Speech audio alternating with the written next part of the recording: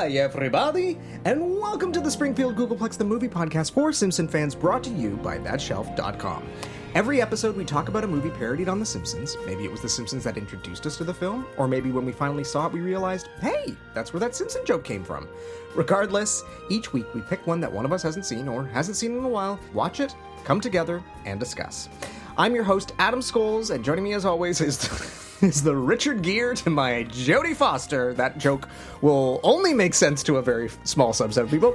My co-host, Nate Storing. How are you today, my friend? Truly, I can't believe we're here. It's crazy that this podcast has actually got to 50 episodes. And I know, there are many podcasts out there that have reached 500, 1,000 episodes. But we're not doing this every week. We're doing it on top of a bunch of other stuff that we do in our lives.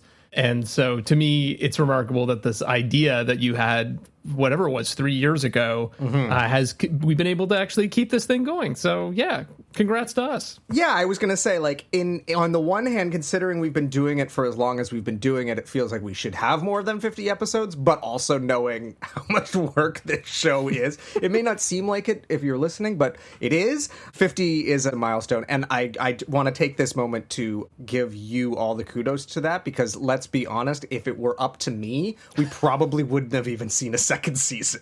No. So we keep each other honest. We're accountability buddies. Exactly. So in honor of that, I made myself a delicious ice cold martini to celebrate. You can hear the ice clinking there. I guess people normally don't have ice in their martinis, but I like my martinis that cold that I do them on the rocks. So cheers to you, my friend. Cheers. Yes, I was lazy and thought about making a martini and then decided to grab a beer out of the fridge instead. So here I am. You know what? You do what you got to do. Well, this week, my friends, we are doing something a little bit different to mark our 50th podcast episode. We are digging into the often talked about on this show AFI 100 Years, 100 Movies list from 1998 and its corresponding television special, and look at how it shows up on The Simpsons using new data from our Simpsons movie reference database that Nate has been pouring his many spare hours into. Probably too many spare hours, honestly. Yes. You might remember it from such Springfield Googleplex episodes as pretty much every single one because of what a core text it is to my history as a film lover. Honestly, I think there's probably a small handful of episodes where it doesn't come up. Yeah. If it's not this list, it's 100 years, 100 thrills, 100 years, 100 exactly. laughs. It's the AFI specials as a whole are a key text to me, at least as a budding cinephile, figuring out the kind of stuff that I wanted to see. Yeah. Which is kind of cool, and it's kind of a shame that they don't exist anymore. Which, I mean, why would it? There's podcasts now, but there is something to be said for watching a clip show and just sort of being introduced to so many movies, and then being able to say hey, that's sort of something that I think would be interesting, right? And then also too, rewatching it, because I went back and rewatched it for this special, sort of being oh, I finally got around to seeing that, or that's an interesting choice, or there's a lot of westerns in this thing. It's an interesting time capsule too, if nothing else. Totally, yes. It's crazy how old 1998 feels watching this, where you're yes. You're looking at the sizzle reel at the beginning of all of the people you're going to hear from, in interviews, and you're oh, he was a jerk. Oh, he's also a jerk. Oh, he's very canceled. Yes. It just keeps going and going and going. But yeah, it is such a good time capsule. Yeah, absolutely. Before we dig into that, let's dig into our own show. Nate. Yeah. I mean, firstly, let me just say, it has been such a joy doing this with you. I mean, likewise. You're my oldest friend, not in terms of age, but in terms of distance. No, that's not the expression. You know what I mean. Mileage? Yes, exactly. But no, we sort of joked about it on our episode with Ali Gertz, or maybe that was in the after. I can't remember. But because of the distance between us, we don't get to see each other as much as we would like to. And having this show as an excuse to spend 3 hours minimum a week with each other is absolutely the highlight of my week. So thank you for going on this very silly journey with me. Yeah, couldn't agree more. With that being said, do you have any particular highlights from the last 3 years of doing the show? Oh, I mean, there are so many, but like in our episode on It's a Wonderful Life with Daniel Baptista, I suddenly felt like the podcast was coming together. Like we finally kind of like cracked the format and found the right way to set it up and have a conversation. And Daniel was our first guest on the show. So like, and then also having Michael Price on the show to talk about My Fair Lady was, Michael took an early interest in the show. And as a Simpsons writer and showrunner, it was like such a huge honor to have him actually take some interest and offer to come and talk to us. So like that was another big one that was just like, again, really feeling like, oh, there's like something here. It's not just Adam and I talking to each other like alone in a corner. It's like, oh, there might actually be other people who might want to at least participate in the podcast, if not listen to it. Yes, exactly. What about you, Adam? I mean, Tree of Truth, speaking with Bill Oakley was just, for me, one of the coolest moments. I mean, if I'm being totally honest, that was part of the reason I wanted to make this show. Was like, I'd always wanted a podcast, and I thought this was an interesting idea and was something that was in my wheelhouse. But there was that part of me that's like, and on the plus side, like maybe we'll get to talk to some of my favorite Simpsons writers like Bill Oakley. So getting to sort of like do that so early in the run of our show, like that was... I guess it was last year, but again, we're only 50 episodes deep at this point. We're not a show that has this like massive following and tons of episodes. So yeah, it was just so cool getting to speak with him and really learn some like cool behind the scenes stuff. Similar and like again, same with Mike Price, and then especially also like Matt Selman and like getting to hear unique anecdotes that I had never heard before from other Simpsons creators. Like that was just such a cool moment. So yeah, I think it's just been all the cool people we've got to meet along the way has been a highlight for me. Yeah, totally. Have there been any movies that you've sort of discovered through the podcast that are real standouts for you? I think something like What's Up, Doc, which was a movie that I went into with such trepidation and being like, oh, this is going to be a slog, isn't it? And then it like kind of just opened up so much for me, like both in terms of like I really enjoyed it, but also was like, oh my God, like this feels like such a key text to the sort of era of The Simpsons that we are in love with. So that was really cool. Best Little Whorehouse in Texas, again, something that I was like, why are we doing this? Like, we're doing this on I'm like, this isn't going to be good, right? And it ended up being like actually such a charming little film. And again, there was more to it relating to that Simpsons episode than I ever thought was going to be the case. And then I think even going back to season 1, like the Karate Kid, like I'm something that was somehow completely passed me by and you forced upon me. And I loved it. Like I was like, this movie rips. Like, why did it take me 30 years to watch the Karate Kid? Well, I'm proud that those are all ones that I feel like I picked out of the hat, in terms of like, what we could do. But, I also subjected you to like Day of the Dolphin. So. Oh, yeah, no, there's definitely things that I am never going to forgive you for. Like Paint Your Wagon, Day of the Dolphin, Police Academy, Magic Christian. Yeah, no, like there's been some struggles along the way. But no, the good outweighs the bad. What about you? At least in terms of impact, if not number. Yes, exactly. Yes. I actually think that some of my favorite things I've discovered are yet to come in this season. We've recorded almost like a year ahead.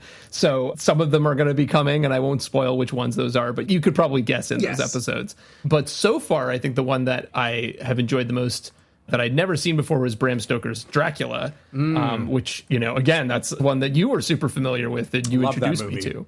Like, I love, a movie that puts all of its budget into production design and practical special effects and, is really big on the fancy cinematography. And that movie certainly screams all of that. It's very operatic and happy to have discovered that one. Well, Nate, you also have prepared a little trivia about the show. Do we want to run through that? Yes, I did prepare a little trivia because our Simpsons movie reference database, it has all the movies, it has all the episodes, it has Simpsons writers and showrunners and all that stuff in it. It actually also has our podcast episodes. And so I'm actually able to take the data from our podcast episodes and crunch the numbers on that in relationship to Simpsons episodes and movies and all of that. So I have a few questions for you, Adam, to test your knowledge, or at least your perception of what we've done so far. You really are our show's database, eh? Like, yes. From the Simpsons character. Like, we're going to have to get you a t-shirt. With him on it or something. Or yeah. No, yes, by all means, ask me questions and we'll see how badly I know my own show. Yeah. Okay. What Simpsons season have we referenced the most? Ooh, that's a good question. This one will not surprise you, probably. Oh, really? Or you'll probably get in the ballpark pretty easily. I'm going to say, because I know as much as we love the Oakley and Weinstein years, we know they're not very movie heavy. We know that the David Merkin years are more popular. So I'm going to say either season 5 or 6. No. Oh, okay. Then nope. Okay. You're in the right ballpark. Oh, okay. Season 4. Oh, higher. Okay, season 9. Oh my God, Adam. No. Season 8.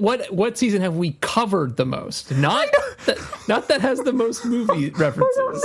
No, season 7? Season 7. But that's an Oakley and Weinstein year. I know, but we love season 7. That's okay, fascinating. Some of our favorite episodes come from that season, and so I think that's a big part of it. Okay, fair enough. But yeah, we have covered that season 9 times. Wow. 9 out of our 50 episodes. Well, I'm off to a magnificent start. This is going to go very well. This is why I love doing trivia with you. I'm good at trivia, but just not about... This is clearly not trivial enough for me. Yes. Well, to be fair, it's also like not trivia that one can memorize because it's just like random data about like our own podcast. But that's what it is. It's that I don't care enough. Not that I don't care about our show, but you know what I mean. Like, it's not you something don't care about the minutia of the show. There's no IMDb trivia page for our show or Wikipedia article for me to read at 11:30 at night while I'm lying in bed and my wife is sleeping. Exactly. I'll have to write that Wikipedia article. Yeah, exactly. All right, Adam, what season have we covered the least? Of the 37? Of the first 13 seasons that are included in our database. Well, I have to imagine that like there's multiple we haven't even touched on. We have touched on all of them. I made a point. We have. Oh, okay. I'm going to say season 1. Yep. Season 1 is one of them. There's one other. Season 13. Nope. Oh, okay. Season 2? No. Oh, okay. Season 12. Close. I'm working my way towards season 11. Close. Season 10?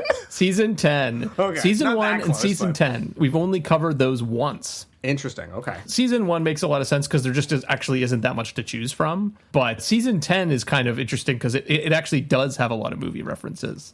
Is that the Beyond Blunderdome season, or is that season... I think that's season 11. Yeah, I think you might be right. Okay. Yeah. That one is the season that has the most movie references. Well, mostly just because of that one episode, but...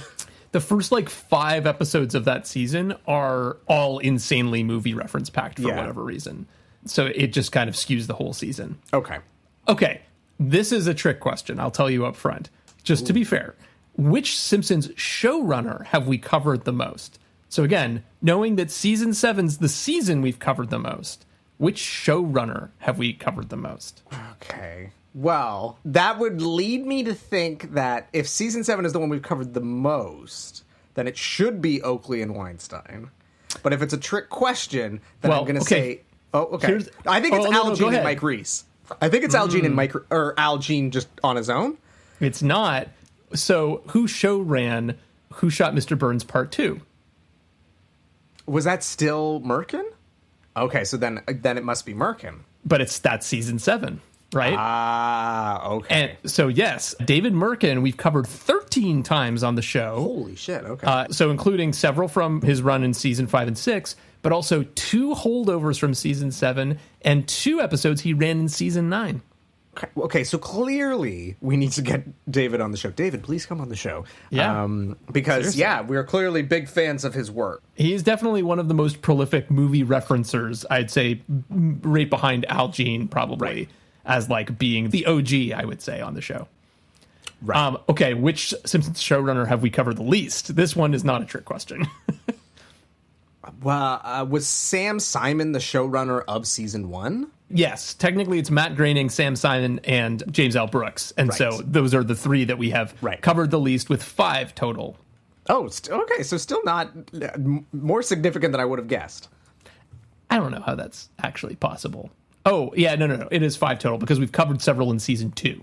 Okay, right. Yeah. And Al Jean and Mike Reese don't take over till season 3. Exactly. Right. All right. Okay. Which Simpsons writer have we covered the most? John Schwartzwelder. Absolutely. Didn't even have to think about that one. That one was easy. 10 episodes by John Schwartzwelder. He's the greatest of all time. Yes. Speaking of OGs. Which Simpsons director have we covered the most? Ooh. I'm gonna say maybe Jim Reardon. Yes, Jim Reardon. What made you think Jim Reardon? Just I again, from listening to the commentaries, I have like certain memories of like the directors who showed up a lot, and it's usually Reardon. It's usually Silverman's there whether he directed or not because he was a supervising director usually, and I think Reardon was also a supervising director eventually too. So I feel like I just remember them coming up a lot. Wes Archer is another one. So Reardon was just, I was like, I don't think it's Silverman, so I'm going to guess it's Reardon, and I guessed right. So there you go. There you go. Okay, moving on to movies. Which decade of movies have we covered the most? This was super surprising to me. Wow. Okay. And you're sorry. Where is the cutoff mark is as of this episode. So this is the problem is we've recorded a bunch of episodes that don't count. Yes, that's right. Damn, this is hard. Okay, I'm gonna say what my gut is telling me. My gut is saying 80s, but I don't think that's right. It's the 80s. Is that right? Okay, there you go. Well done. It's the 80s, which is interesting because that's not the decade that The Simpsons references most, which I believe is the 1970s. Well, and it's not.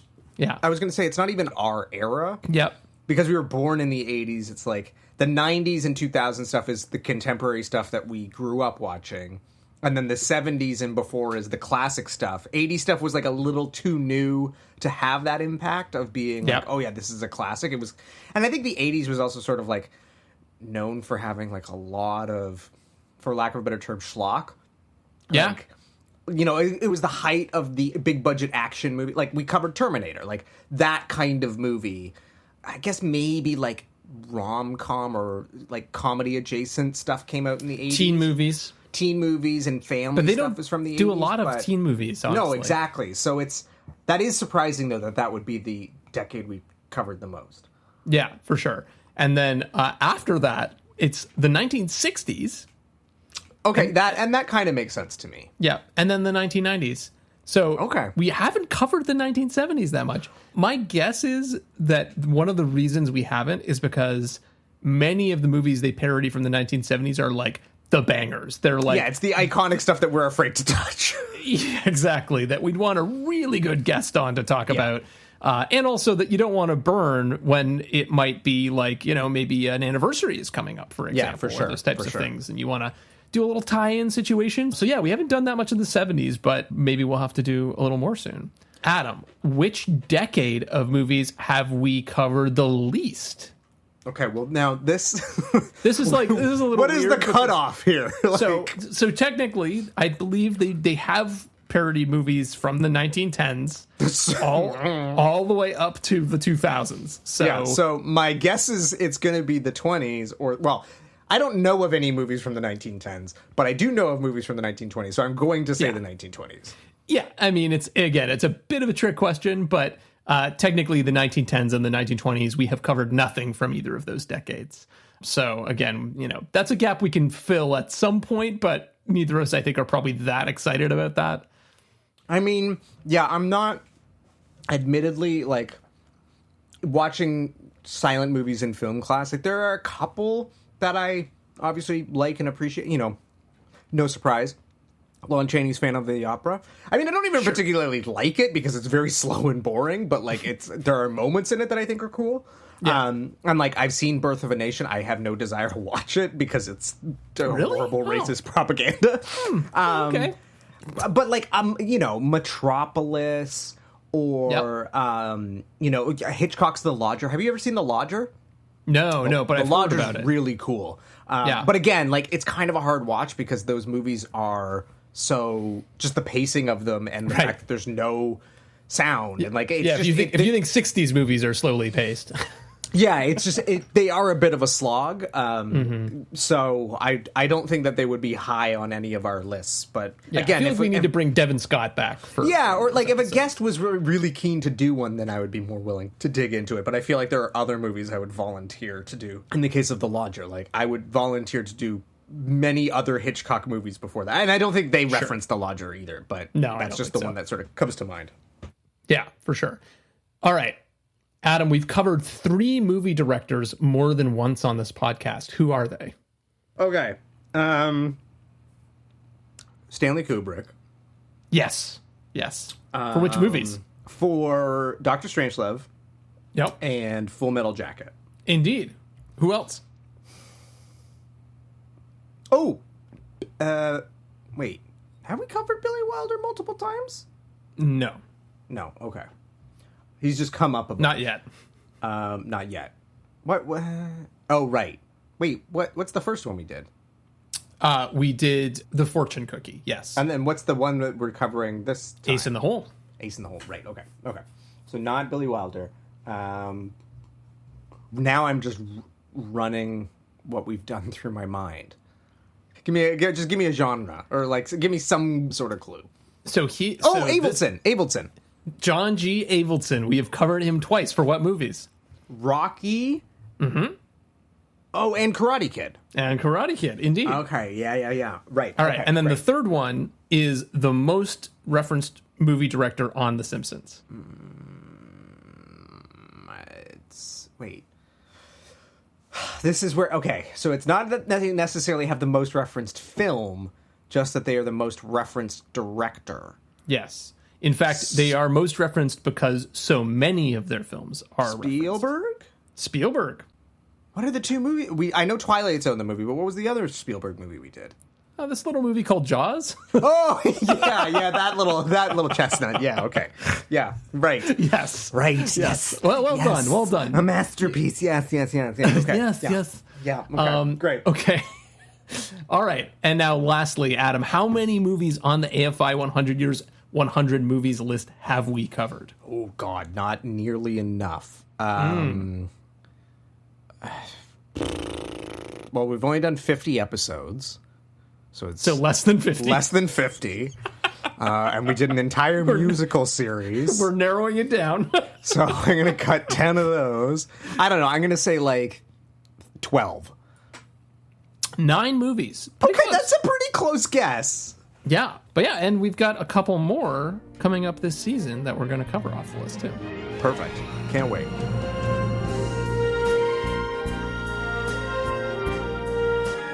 Well, Adam, tell us a little bit about the AFI 100 Years, 100 Movies list. What is the deal with this thing? That's a great question, Nate, and one that you would think I would know the answer to, but I don't really. My so the AFI, the American Film Institute, which, rewatching the special, I didn't realize that it's like kind of a government agency. Like it's like founded. Founded by a president. Yeah, but basically in 1998, they reached out to, I think it was like critics and filmmakers and members of the AFI. But anyway, they basically did this survey, and I don't really know the history. I don't know so much the history of the list, because like the list predates the special. But basically they made this list of 100 films that sort of were to define American cinema in the first 100 years of cinema, even though it doesn't really go back to the first 100 years, but that's a whole other confusing thing about it. And it's also a little unclear if it's like, I know down the road, the American part of it became very important, but I don't know that for the initial list that was a caveat, because I think there's some non-American films in the list. Yes, I think that was one of the criticisms of the list when it came out, from what I could tell, like Lawrence of Arabia, for example. Mm-hmm. And this was the thing that I remember more specifically when it came to the comedy special, which again, now I'm a budding cinephile, but especially love comedy movies, and so when that list came out, I was so excited. Sure. And my favorite movie, my favorite comedy, Holy Grail, wasn't on there. My dad's like, well, that's a British movie, so of course it's not on there. And I was like, well, that's dumb. It's the funniest movie ever made, in my opinion. So it was like, the Americanism I'm a little unclear of, at least for that initial list, how much that played into things. But and of course, like, as Canadians, we're quite sensitive to this because, you know, in high school, you and I learned all about Canadian content and how it's defined. And there's the 4 different quadrants of, like, it could be, you know, for music, it's like, it could be, what is it? The writer, performer, the producer, or label, the company. Producer, or artist. Yeah. No, MAPL is like the so music written by, artist performing, producer, or label. And I think it had to be 2 of the 4 in order to qualify as CanCon. Sure. So it's like, you know, with this list, it's like, you know, the American part could be in various different aspects of the movie. It doesn't need to be all American actors, doesn't need to be an American director, could be an American company. Yeah. You know, Stanley whatever, Kubrick fine. is American, but he made all his movies in England with English actors and English crews. Is that an American movie? Right. It's like, you know, despite the state of the world right now, borders are just lines. Yeah. And people cross them.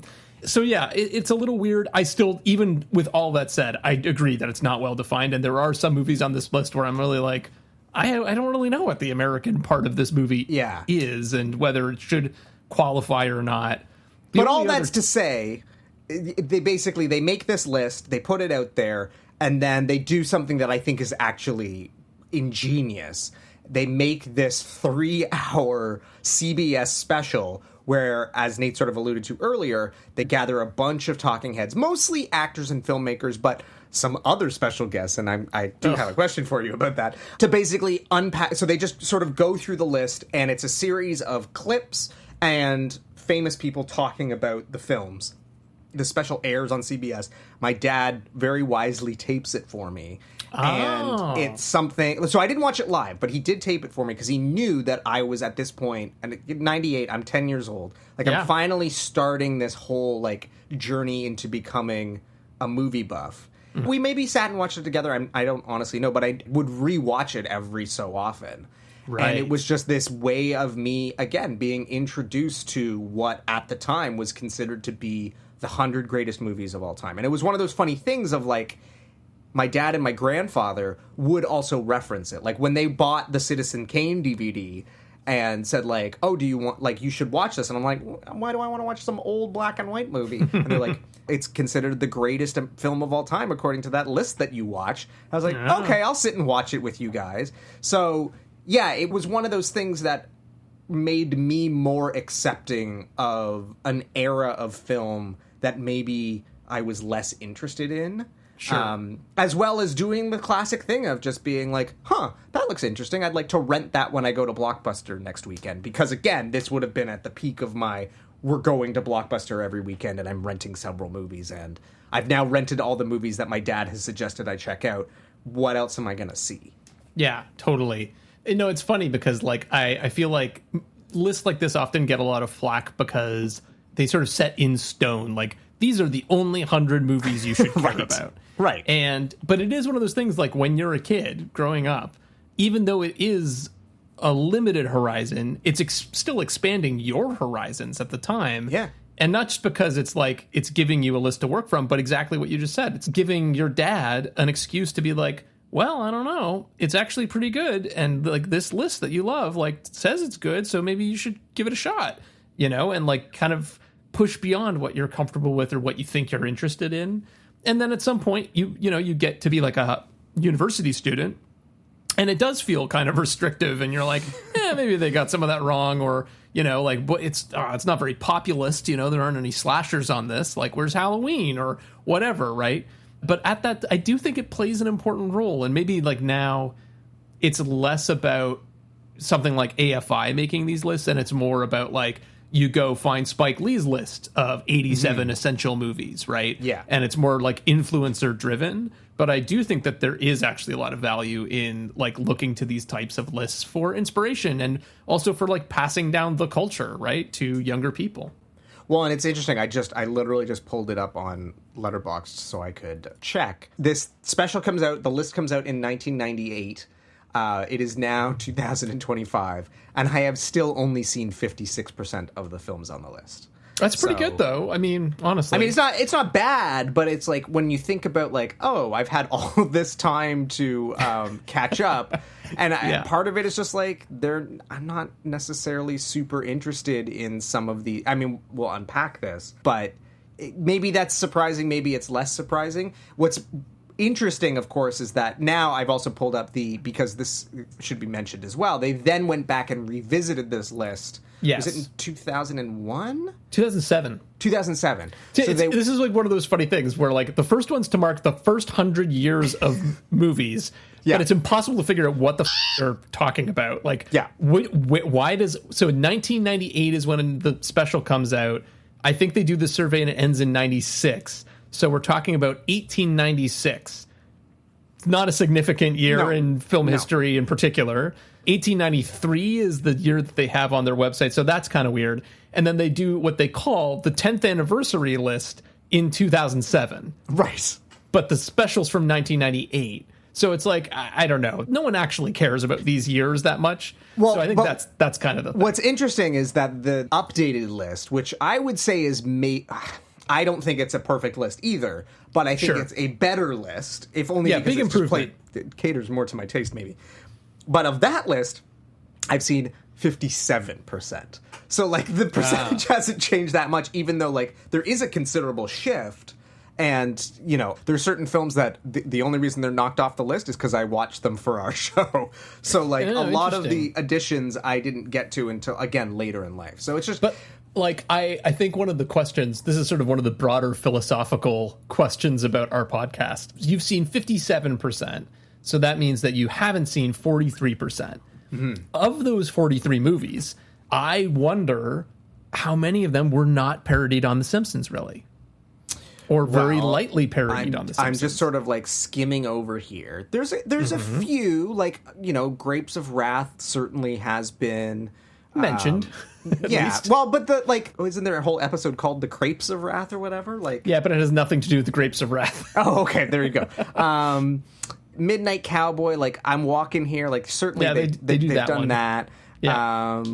Who's Afraid of a Virginia Wolf certainly has been. But that's only on the 2007 list. No, I don't think it's on the 98 list. No, I don't think it is either. So The Simpsons was ahead of the curve on that one. Yeah, but yeah, most of these sort of absences are either just because, again, they're a Western or they're from that period, like the pre-sort of 60s period that just doesn't super appeal. Oh, Streetcar Named Desire is on here. But yeah, a couple like Charlie Chaplin, Buster Keaton stuff, it makes sense why they're not really going down that road.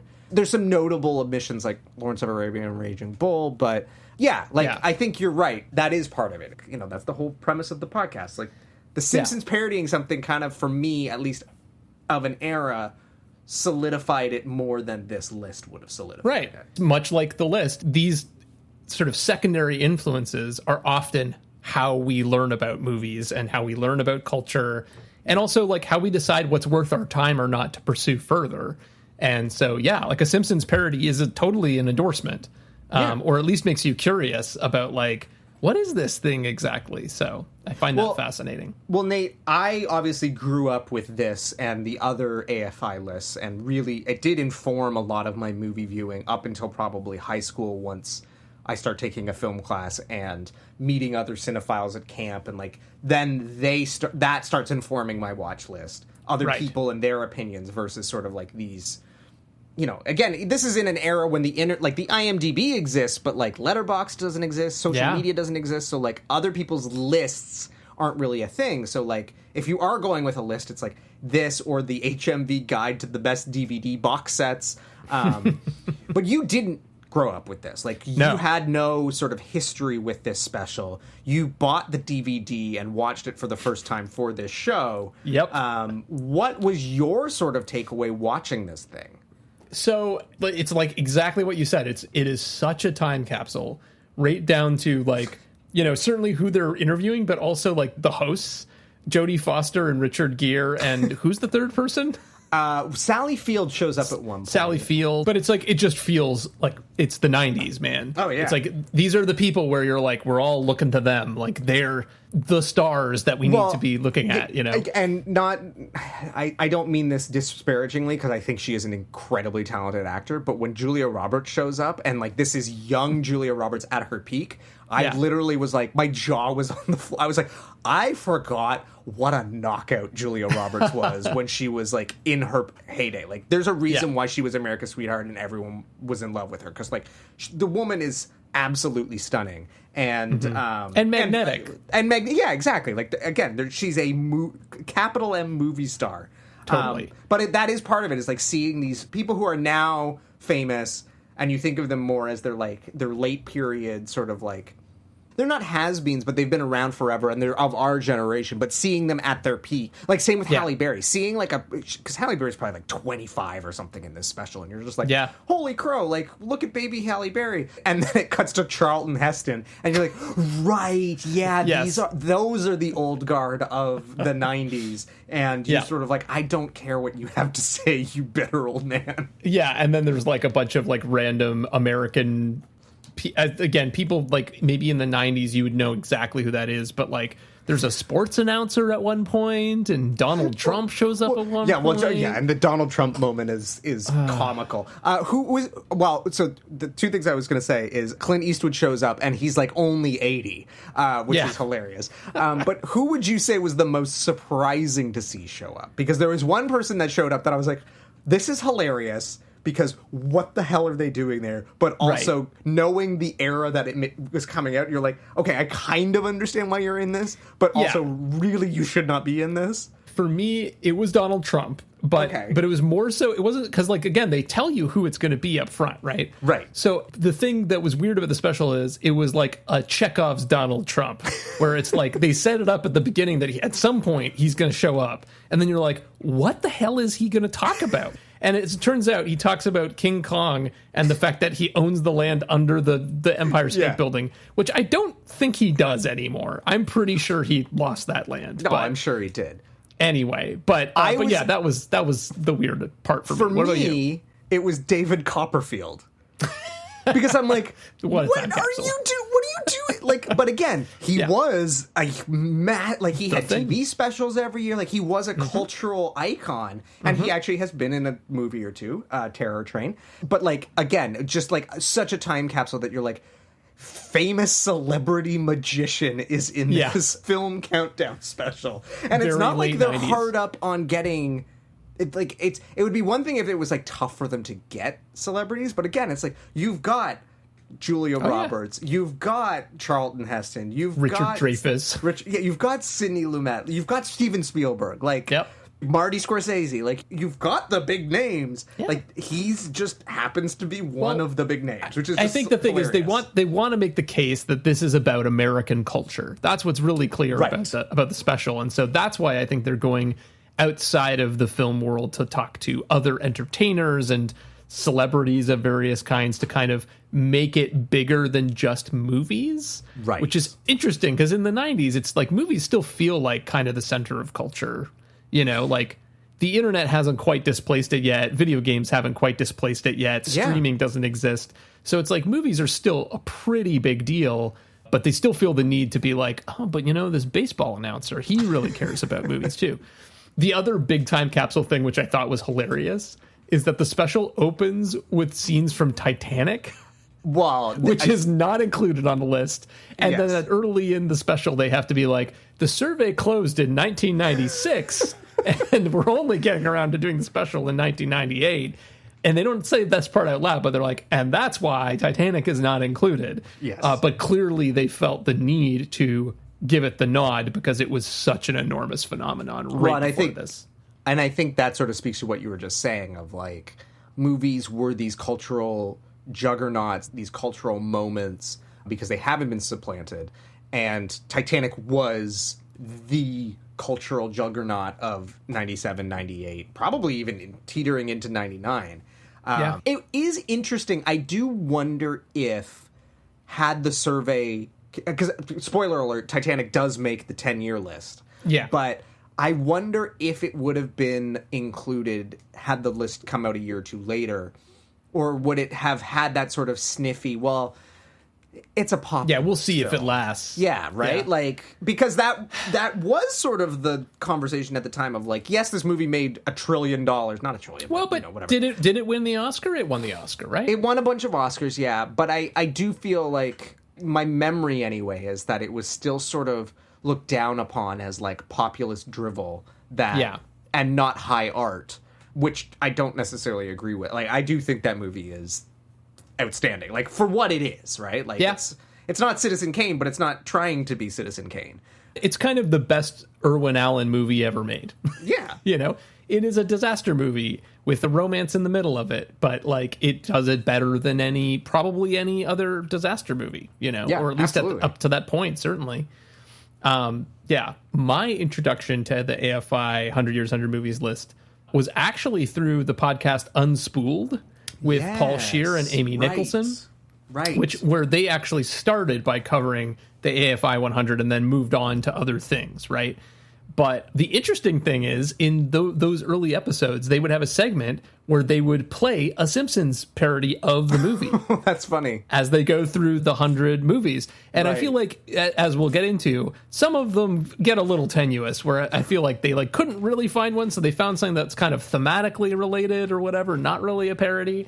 But I still thought that was a fun connection, and that was like a great way to actually learn about this list, because they are revisiting it with this critical eye and, you know, really saying like, does it hold up? Does it not? And I think Amy Nicholson before this had a podcast called The Canon, which is all about the broader idea of like, what is the American canon? And that's kind of what this exercise is all about, is figuring out, if we only had 100 movies, how would we encapsulate like American film? Right. Fascinating. So, Adam, watching this now, after, you know, having worked at TIFF for a while and doing exactly these types of presentations, like, how has your perspective shifted on it? Like, do you watch this thinking about how they produced it? Because, like, I was just watching it and being like, man, this was a big undertaking. Like, they did a lot of interviews. They had to get the rights to all these movies. I mean, and they had to figure out, like, what they wanted to clip and all of that. And I was curious, because I know you've gone through similar processes. Like, do you see it differently now? Yeah, maybe a little bit. I think it's funny that my memory of these specials spoiling movies for me seems to be more from the 100 Years, 100 Thrills special, because I guess like the premise of that is like, we have to show you the iconic thrilling moment, which also tends to be the iconic spoiler moment.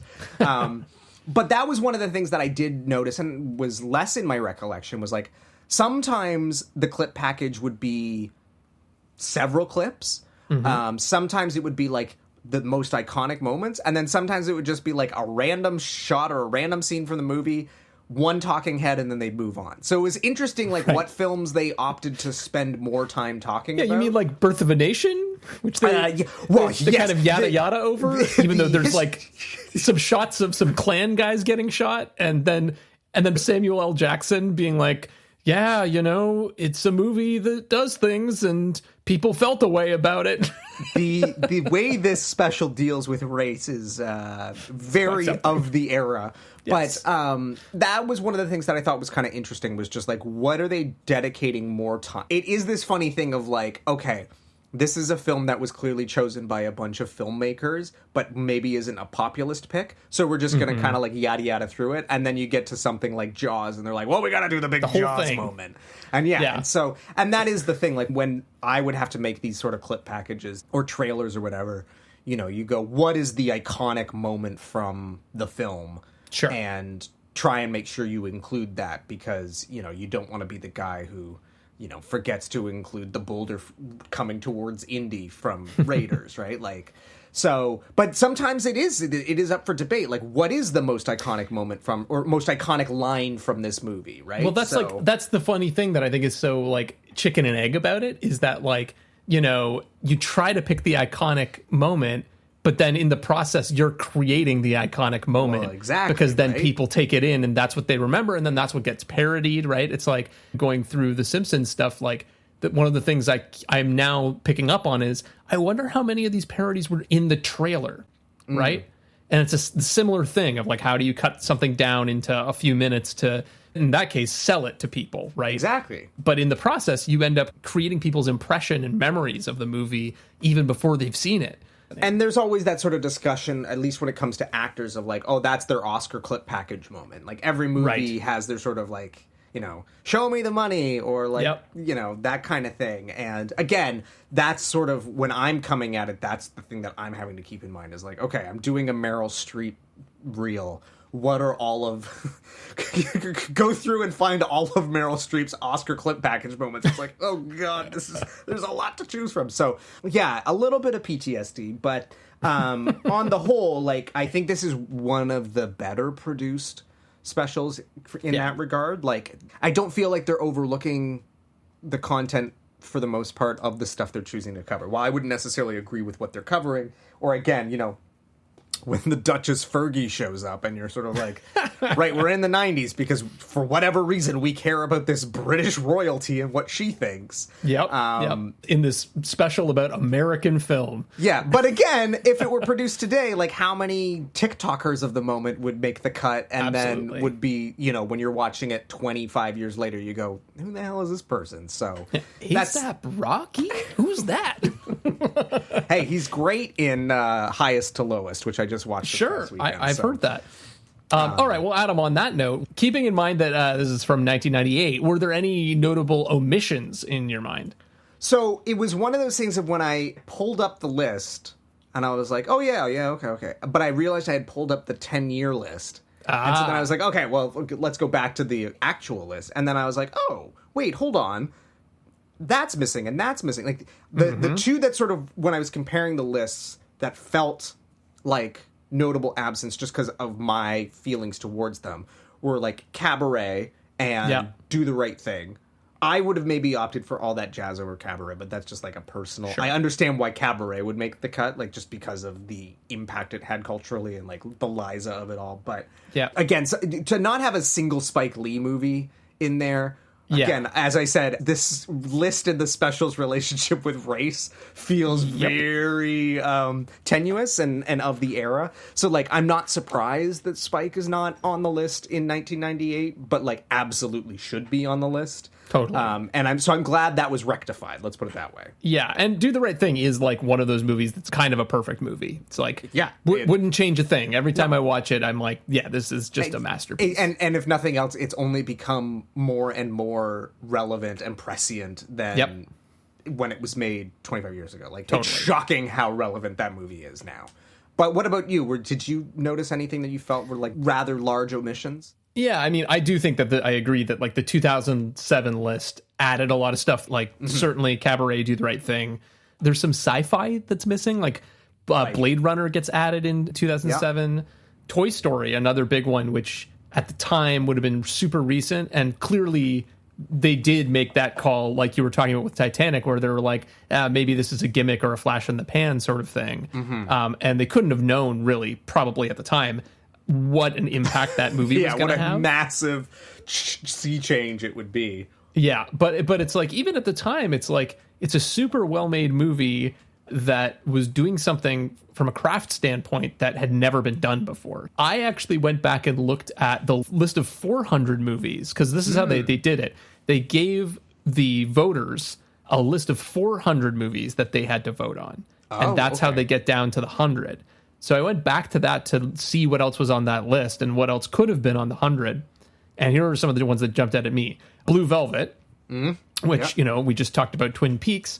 But, like, if you're going to pick one David Lynch movie, which you should, I think, and it's 1998, I think Blue Velvet's probably the movie you should add. This is one, going back to our conversation about what is an American movie. Goldfinger was on the list of the 400. Well, this is what I'm saying. Like, that's not like, an American movie at all. But there are scenes that take place in America. Yeah.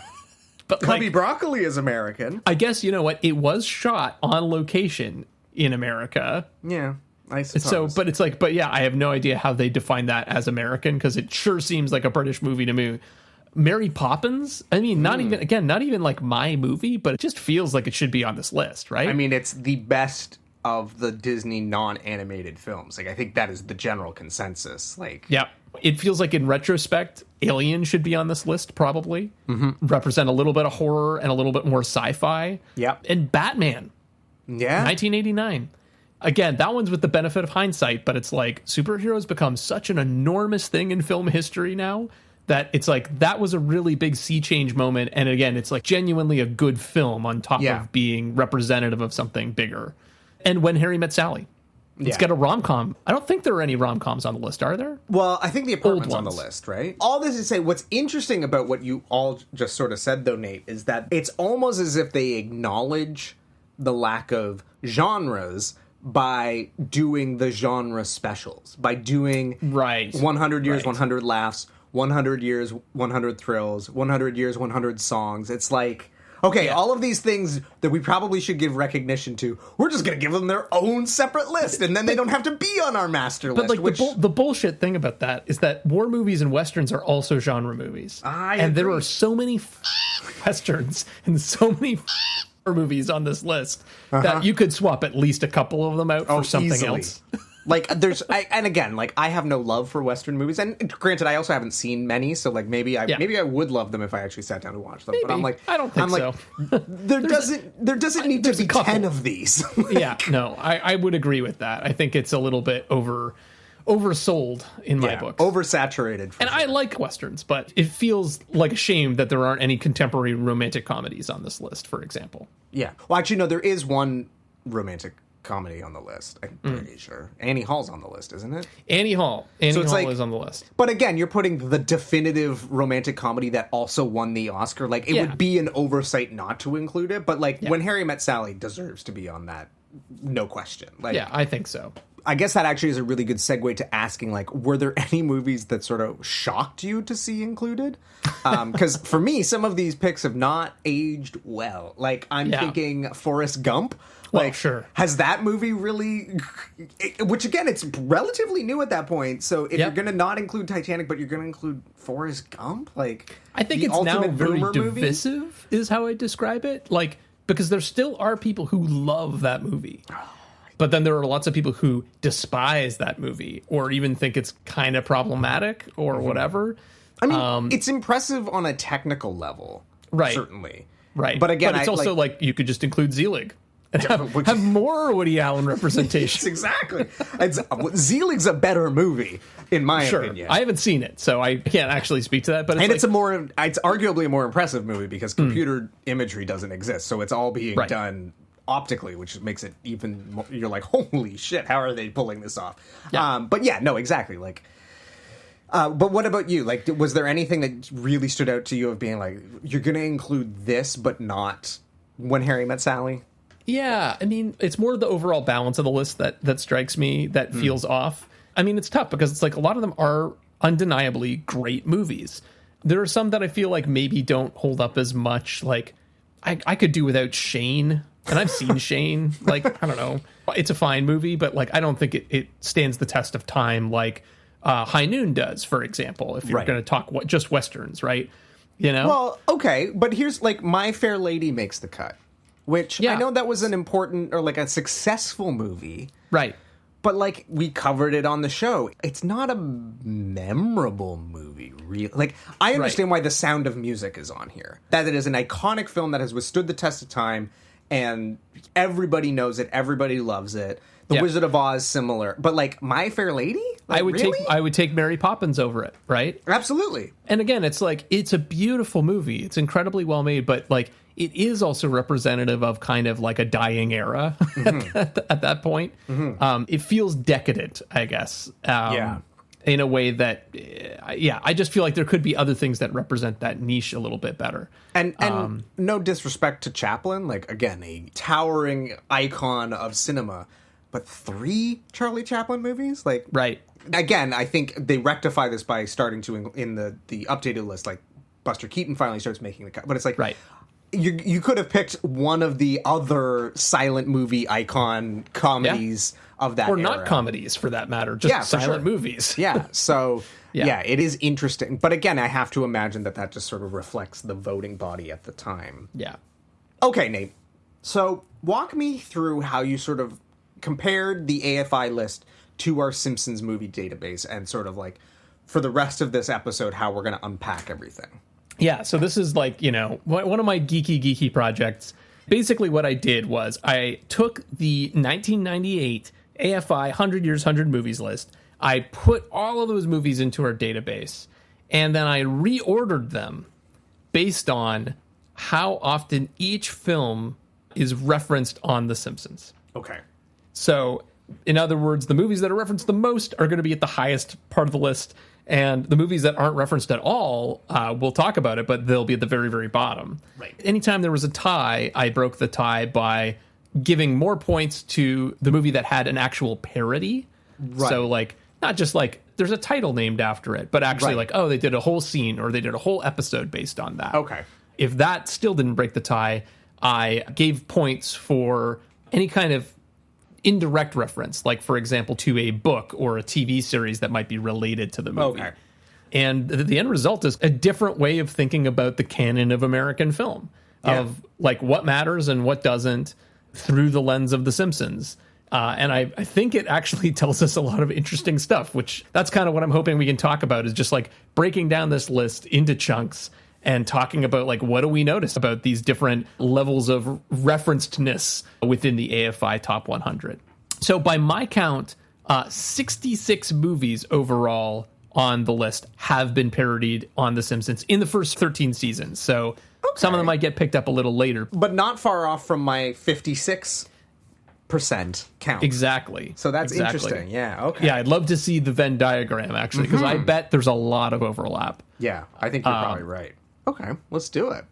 All right, let's start with the movies that have not been parodied on The Simpsons in the first 13 seasons. Right, okay. You know something, Marge? It's not that tough being a film critic. So this is a long list, so I'm just going to like power through this and then we can talk about it. These are ordered based on their original order in the 98 list, from the lowest on the list to the highest on the list. Gotcha, okay. All right, so Unforgiven, Bringing Up Baby, The Searchers, The Apartment, A Place in the Sun, The Jazz Singer. Sorry, and just to confirm, Jazz Singer is the original Al Jolson Jazz Singer? Yes, the original, the first talkie. Right. Which is, they parodied the Jazz Singer, but it's really referencing the remake. The 1980s version. Remake. Yeah. Yeah, exactly. Okay. Mutiny on the Bounty, Duck Soup, Okay. Platoon, Giant, Modern Times, City Lights, Wuthering Heights, Shane, An American in Paris, Network, Stagecoach, Amadeus, The Philadelphia Story, The Birth of a Nation, Dr. Zhivago, The Best Years of Our Lives, one of my favorites, It Happened One Night, The African Queen, All About Eve, Some Like It Hot, Sunset Boulevard, and On the Waterfront. Okay. And then there are a few movies that I'll throw in here that have references I couldn't confirm on The Simpsons. So it's like there might be a reference, but it's a little unclear. So we've got in that camp Fargo, The Third Man, Annie Hall, Easy Rider, The Bridge on the River Kwai, and MASH. Interesting. Okay. Yeah.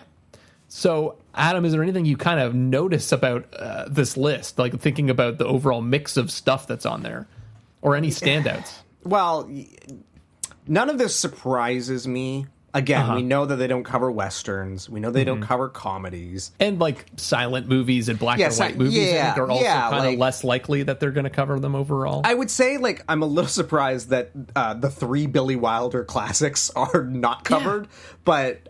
Fascinating. It's crazy to me that Sunset Boulevard has never been covered. Like, I know. That feels like it should have been. Yeah. And even, like, Some Like It Hot, like... The Apartment, too. Like, where it's like, it's actually high concept. Like, there's a premise that you could just steal and then do a version of it with that's completely different. And, like, that feels very doable for sure. But, yeah, no, I mean, when you're a comedy show, how do you do comedies without it feeling like you're just stealing jokes? So I understand maybe that's part of why that is a less... Homage French for stolen, right? Oh, very much so. Although I am reminded of the moment in the special where Mel Brooks just starts shouting at the camera. He's like, how many comedies are in your 100? How many comedies? How many comedies? And it's like... Indeed, sir. How many are there? And I love that, and I love that man. And he's a living legend, knock on wood. Yes. I would have guessed Amadeus would have at least like a visual parody at some point would have come up, but I guess not. So yeah, no, totally. I feel like the thing I keep thinking about, and we'll talk to Alan Siegel, who has a new book coming out called Stupid TV Be More Funny later in the season about this, but like, you know, so much of The Simpsons is about like the history of television, right? I wonder what the Venn diagram is of like, these movies just aren't played on television. Right.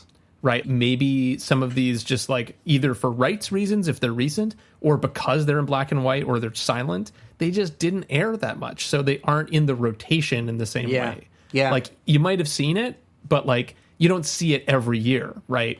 Well, I mean, you think about something like MASH, right? Like that the TV show eclipses the movie. The movie is famous for being the first time the F word is used on film. Maybe it's in an American film or whatever. I don't know the exact trivia piece, but it makes sense why that movie's not airing on TV because of the subject matter, but then also like there's the TV show. So like why would anybody sit and watch Robert Altman's MASH? I've been thinking about this, like the whole Western thing. Yeah. I wonder if it's because, and again, this is my sort of like, I'm saying this without knowing much about Westerns because it's not my jam, but like so much of Westerns is about sort of repeating iconography, like that whenever the Simpsons are parodying a Western, they're just sort of doing like Western tropes, like the swinging doors, the two boots coming into frame with the spurs, like, well, what movie is that from? It's from every Western, because every Western does, you know what I mean? So it's like, how do you define it as a specific Western reference? Yeah. And I wonder if that's part of it. I think that may be part of it, but it's also like, you know, you could say that about lots of genres, I think, where you're like, well, you know, it's like the things that you always do. But there are also like stories like that are specific. Like, you know, when The Simpsons does reference High Noon, for example, it's like what they actually reference is the story of High Noon, the setup, the premise. And they don't use any of the Western sort of imagery. Right. And one of the ones on this list that I found really interesting that they leave out is the Searchers. Right. For a bunch of reasons. But like, number one, there's like a super famous shot at the very end of that movie where you can see the vista through a doorway and John Wayne leaves, right? And it's like a super famous shot that would be super easy to parody, right? So it's kind of surprising, given how important that movie is to film history, that they just never went there, right? And I was recently reading Quentin Tarantino's Cinema Speculation, which is a pretty good book. Just kind of just like a personal journey through movies of Tarantino's childhood and like teenage years that were like sort of formative for him. But he talks a lot about how influential The Searchers was on other filmmakers. Right. And that so many writers and directors just kept kind of trying to remake The Searchers, right? Like 8mm, I think he talks about being one movie that is kind of like a remake of The Searchers. Interesting. Right. And so it's interesting that that influence never quite infiltrates The Simpsons while other things absolutely do. Right. And I don't know why that is. And that's something that I keep thinking about. I guess the thing I kind of wonder is if it is generational. It's like, do these guys who grew up mostly in the 70s look at Westerns as being old-fashioned when they're our age? Because it's like, that's what their dads liked. Yeah. When you think about the fact that they're sort of like the National Lampoon generation, like part of it maybe is that, again, a parody, at least on The Simpsons, tends to come from a loving place. Yep. And so maybe there's just, for them, not a lot to love from that genre, right? Like, yeah. Because Westerns are, let's face it, and again, maybe I'm generalizing, but they tend to be a little problematic. Because they can be, for sure. The old ones especially are very, like, The Searchers is super problematic. I mean, maybe I'm misreading it, but like, I you know, it seems very problematic. Well, a lot of the stories are, again, of the famous ones is like the white guy versus the Indians. Like, it's just, that's, so maybe they, and like, again, John Wayne's biggest character trait in that movie is how much he hates Indians. Yes, it's exactly. Like very explicit. So maybe that's also part of it. And look, we know from, I think from our own research, like you said, a lot of it has to do with the movies that were on TV, but also like they love referencing New Hollywood, which like makes sense of the time that they were coming up. And there weren't a lot of Westerns in the 70s, or like the ones that were sort of like this pushback against the genre and pushback against the sort of John Ford. Right. You get the Sam Peckinpah movies and like those sort of things that are subverting the tropes of the genre and maybe portraying the West as what it really was, which was not necessarily a very nice, idyllic, heroic place. Yeah, exactly. Yeah. So yeah. Okay, one other movie I want to call out here, On the Waterfront. So the interesting thing about this one is it's not referenced ever, and it's number 8 on the AFI list. So it's in the top 10. Right. Have you seen On the Waterfront? No, I think I've neither. seen the clips in these specials and stuff, but it's just like, it's not anything that it never came up. Let's put it that way. But this is what I'm saying, man, is it's like, that's the power of The Simpsons, I think. It wasn't part of our pop culture lexicon as children, even though it's super highly ranked on the official list, right? But here it is, unreferenced on The Simpsons. So I, again, find that fascinating. Adam, what's one movie from this list that you wish The Simpsons had parodied so we could cover it on the podcast? So we always sort of have a run of show documents so we can know what we're talking about. And so I knew that this question was coming up and I had to think about it. And I really, really struggled because, like, again, there's quite a few on this list to choose from. So I think it's a 3-way tie. Because I want to say Amadeus, because I think that movie is a masterpiece, and it keeps coming up on the show. Yeah. I keep saying, like, well, this made me think of Amadeus or whatever. And then I also want to say Annie Hall, because I think that movie is a masterpiece, despite everything, air quotes. Right. There's a lot to love of it outside of just the Woody Allen of it all. Again, I think Diane Keaton's performance in that movie is one of the greatest screen performances of all time. And then Network is a masterpiece. I think that would be my ultimate pick because of the satirical lens of it, which feels like something... Adam, it's straight reporting. Well, yeah. What do you mean? It's pure rapportage. That's what Sidney Lumet says. No, but I think... it has the most Simpsons DNA. It's not a very funny movie necessarily, but what it's trying to do, what it's poking fun of, and again, based on my memory of it, it's only become all the more relevant in modern society. What about for you? Well, it's funny. I also had a 3-way tie. I was thinking Birth of a Nation, jazz singer, and... I don't know, maybe The Searchers. So you wanted to go that route. No. We've already said it. Sunset Boulevard, I think, just seems like a no-brainer. And I love that movie dearly, so I think that would be amazing. The other one that I would love to see is The Third Man. Because, again, both of those movies I just love, and I think that there's actually so much they could do with them. They are like great playgrounds and really visually interesting movies. I don't know, and maybe they do that later, but I have not seen The Simpsons parody, if so. Yeah, for sure. All right, let's move on to the AFI movies with only minor references on The Simpsons. Okay, so these are not movies that even are, like, full-on parodies. It could just be, like, a title reference or something. That's right. Like, okay. Yeah, a music reference, like a shot or a line or a mention of the movie, any kind of reference that's not like a full scene or a full plot or a character being pulled out, like anything major like that. Right. All right, let's hear it. The grapes of wrath? I don't get it. Here's the grapes, and here's the wrath. Yes, very good, Wrath. Okay, Yankee Doodle Dandy. Guess Who's Coming to Dinner? The Wild Bunch. All Quiet on the Western Front. Double Indemnity, Schindler's List, To Kill a Mockingbird, Dances with Wolves, Bonnie and Clyde, The Grapes of Wrath, Chinatown, and The Sound of Music. That last one is probably the most surprising. For Sound of Music to only be a minor reference feels like crazy. Like, there's so much to pull from, but also just like, have they not done like multiple song parody? Like, it's I don't know. That's so shocking to me. Yeah, it has several references, to be fair.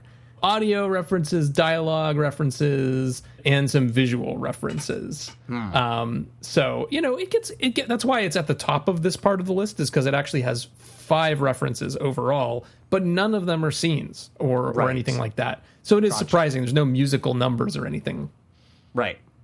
Fascinating. The best one, though, I have to tell you, is in Half Decent Proposal, and I think we added this one. It's a cutaway to Baron von Kisselot. And in the background, the score is The Lonely Goat Herd, a song from this movie. So anyway, I thought that was pretty funny. Again, like, I'm not super shocked by the rest of the lack thereof references here. Like, how do you do Schindler's List on The Simpsons? Like, that's... Yeah. You're dancing in... subject matter. Yeah, exactly. And I mean... Yankee Doodle Dandy only gets one reference. Like, what was that even doing on the list to begin with? Yeah, I mean, I think the thing that looking at this short list in particular, that jumped out at me is, like, much like the special, The Simpsons really seems to dance around the issue of race a lot, where it's like, no Guess Who's Coming to Dinner, no Schindler's List, no Dances with Wolves. It does feel like that's a bit of a gap in these early years and maybe limits a little bit what they're touching on. They don't want to, like, dive too deep into that. It's like, Guess Who's Coming to Dinner is just a title reference, know? Right. But yeah, Adam, was there anything on here that you feel like did deserve a full parody on The Simpsons? I don't want to say Schindler's List because, like, I don't know how they would, really. Though I did rewatch that movie recently, and it is an unquestionable masterpiece.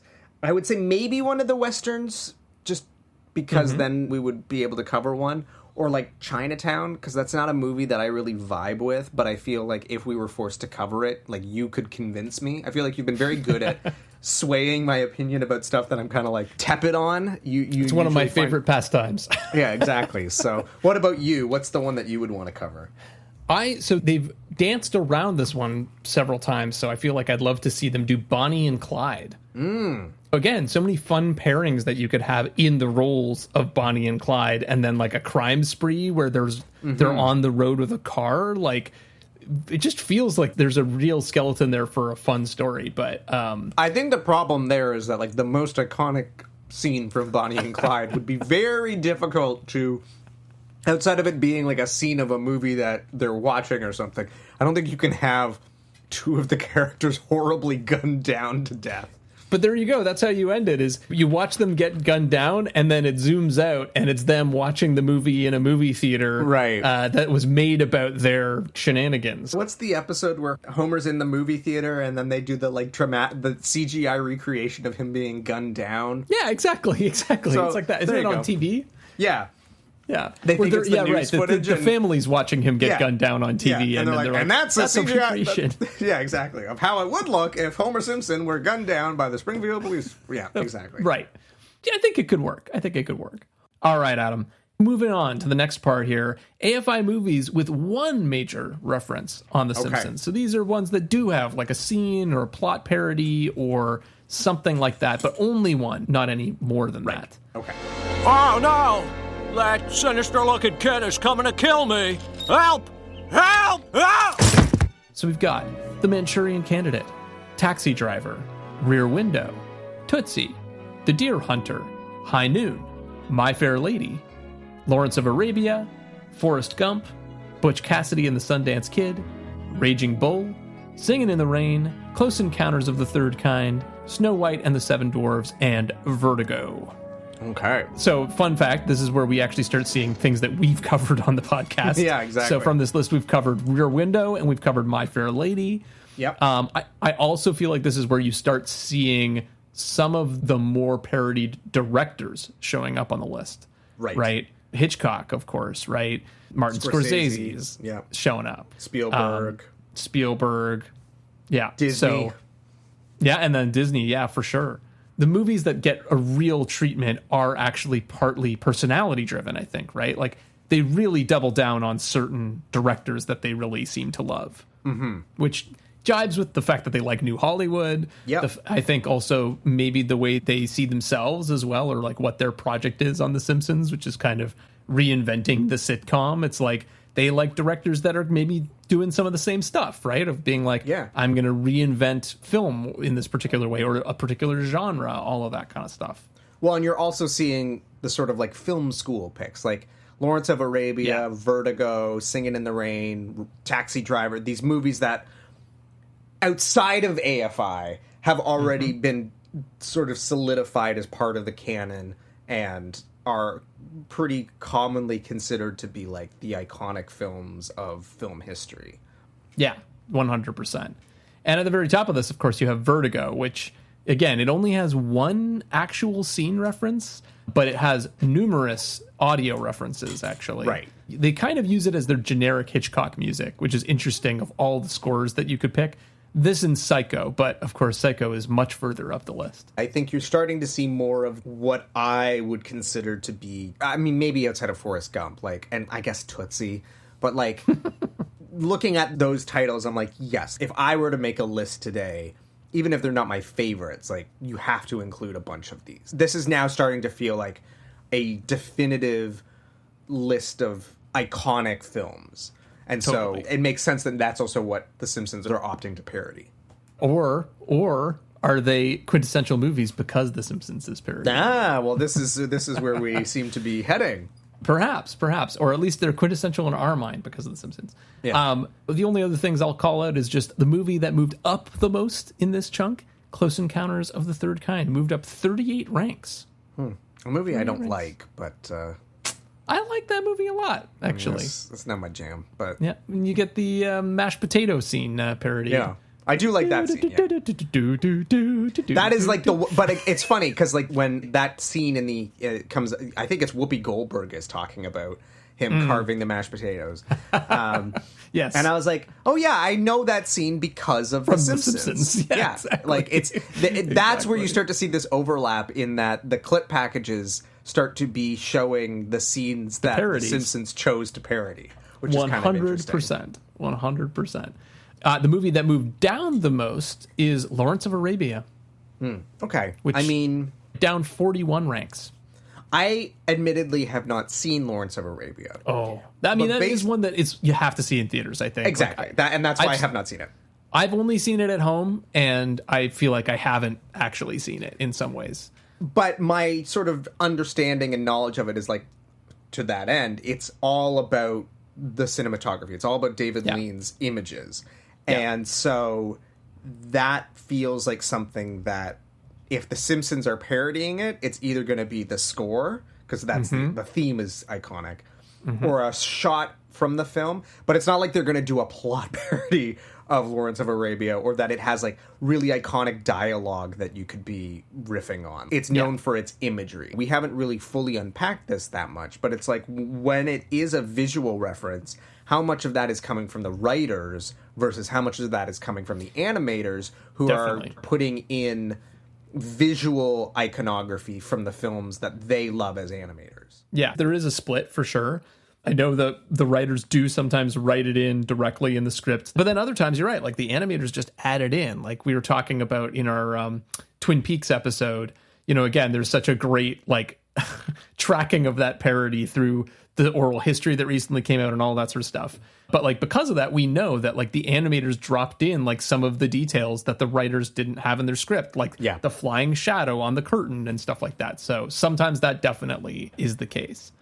Adam, are there any movies on this list that you would want to cover on the podcast, since these are a little bit more viable? Like there's a little meat on the bone in terms of the reference. I feel like Raging Bull, probably just because it would finally be an excuse for me to watch that movie. Yeah, we'd have to do the Homer They Fall Again. That would be the one trick with that one. But I think we'll figure out a way to do that and make it interesting. Yeah. Or maybe like Tootsie, just because it's a rare comedy entry on the list, and we know that like The Simpsons so rarely do that. I mean, again, to call Tootsie a comedy, it's like it's comedy in air quotes. Like I don't really It wasn't a comedy to Dustin Hoffman. Exactly. Jesus Christ. I thought there were so many interesting women that I've never spoken to. Pretentious dweeb. Anyway, yeah. So again, I don't really love that movie, but it might facilitate an interesting unpacking. I think there's definitely a lot to talk about. Yeah. So What about you? Yeah, I mean, I love Raging Bull, and I would love to introduce you to Raging Bull, but I gotta say Vertigo. I mean, it's just one of my all-time faves. Yeah.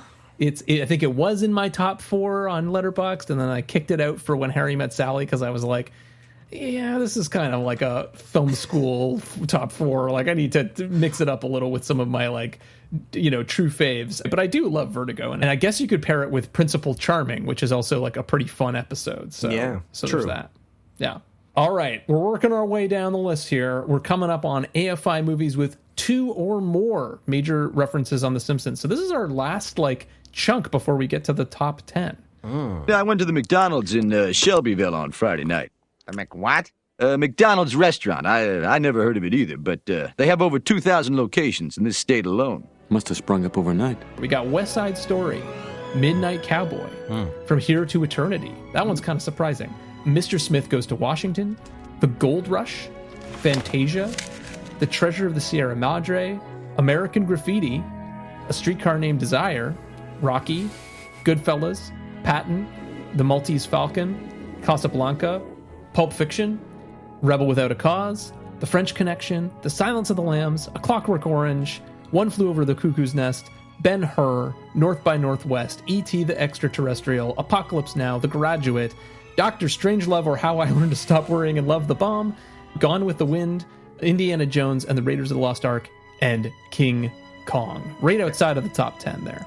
And of this list, we have covered Rocky, Pulp Fiction, Ben-Hur, Dr. Strangelove, and King Kong. There's definitely a correlation between the stuff we've covered and the stuff that's been referenced more, which makes a lot of sense. Yeah, but for sure. It's the stuff that jumps out in your head, Yeah, definitely. We're getting into the Adam section of the list, that's for sure. Tell me more. I just feel like this is more, again, I mean, with some notable exceptions, like there's more of my sort of taste in this section. Sure.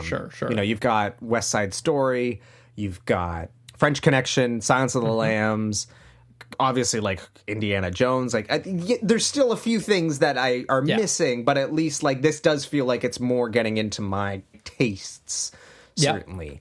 Kubrick, Scorsese, Hitchcock, Spielberg, Coppola, like some of my Mount Rushmore guys are finally starting to appear. Totally. What are some of the exceptions, I guess, that are maybe less like a little outside of your taste?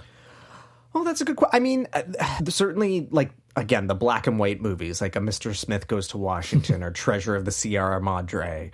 There's some war films in here that, like, those have never really been my cup of tea. Also, like, some notable films that I've just never gotten around to, like Midnight Cowboy I've never seen. The Gold Rush I've never seen. And then also some movies that I consider to be out-and-out slogs, like Apocalypse Now or Gone with the Wind. Two movies I quite enjoy. yes. So, well, you love an epic. Yeah, totally. I mean, the fact that the French Connection's here, though, like, that excites me, right? Like, you know I love that movie. Yeah, for sure. And that's a movie that I don't really, it's not really my thing. So, and you also, can convince me. And I was also going to say, and Silence of the Lambs, which is like probably like the pinnacle of that genre and that type of film in that era. It literally does not get better than that. That movie is a stone cold masterpiece. So I mean, I can't disagree with that for sure. I think that's right. There are some surprises on here for me that, like, I don't know if Simpsons fans would be like, oh yeah, of course, that From Here to Eternity parody.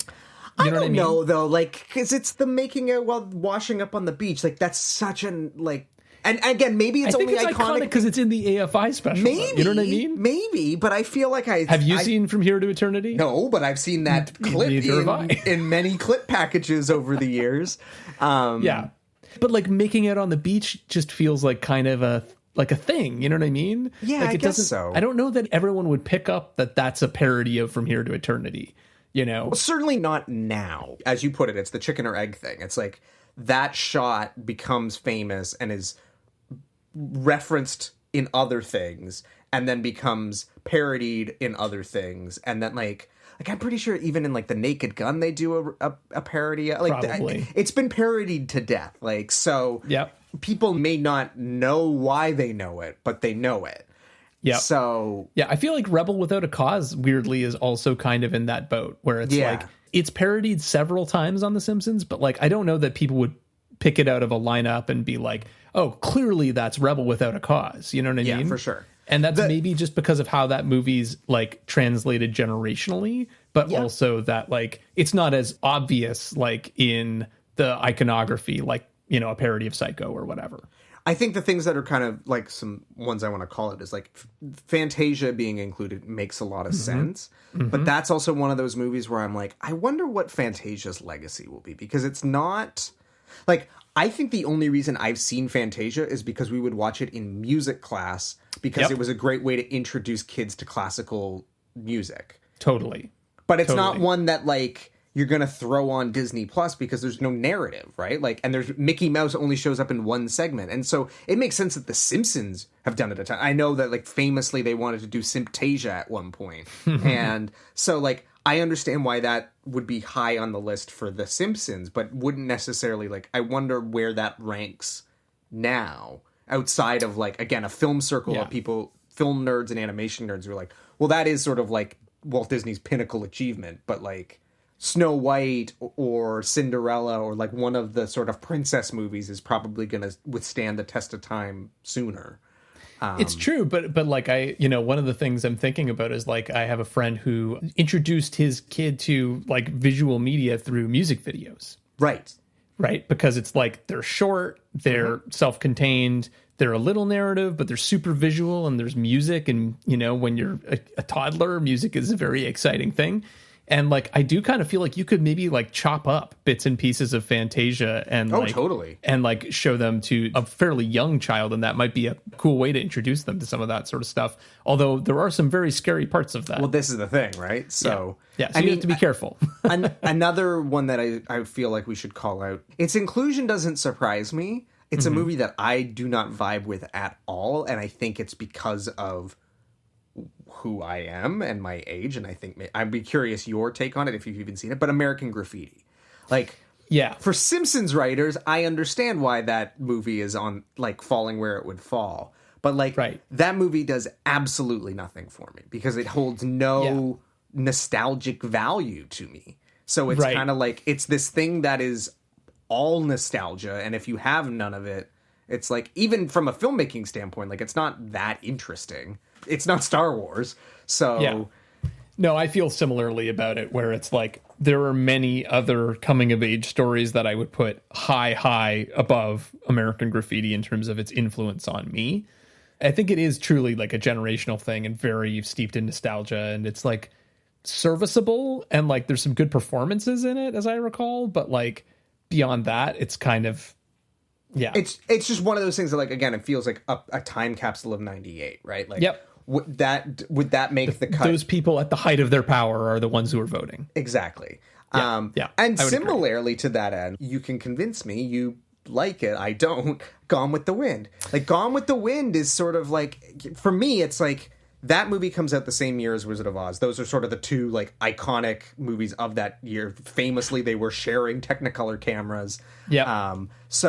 But it's like, I think my gut tells me Wizard of Oz will withstand the test of time better. Maybe just because of its length and its subject matter. But like, Gone with the Wind is a complicated movie. Not just because it's like 4 hours long, but also what it's dealing with. Well, this is kind of stepping on the next question here, but I think Gone with the Wind is actually the movie that I would want to cover.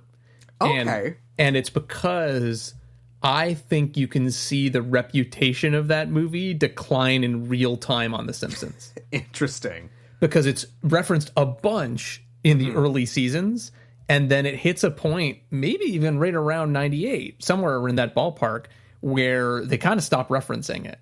Right. And like there's a blurry area in between where the references change from sort of like loving homages to jokes about how old people watch Gone with the Wind. Right.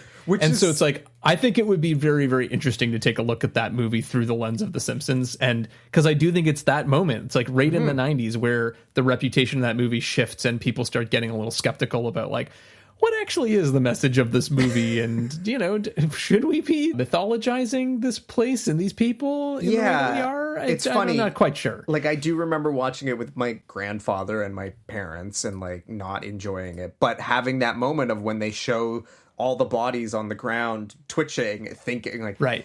Having that sort of like, wait, I've seen that on The Simpsons, haven't I? Yes. And so, yeah, it is... No, it is, not the iodine! Yeah, it is one of those texts that, like, totally fits the bill. I just have no, like... If we do it, you're coming to Canada to watch it with me, because there's no way I'm sitting through that by myself. I actually saw, like, a Fathom Events rescreening of it. Right, I remember you going to that. And it was terrible. It was like one of those screenings where they screwed everything up. It was like the sound was bad, the color was wrong, like it like stopped partway through and they had to restart it. It was like awesome. It was a disaster. So I need a redo. Is I guess what I'm saying. And fair enough. I think I'll probably be a lot more skeptical of it. So yeah. I don't know what I'd think of it now. All right, the movies in this chunk that moved up and down the most. So movie that moved up the most, Pulp Fiction. Okay. Up 67 ranks.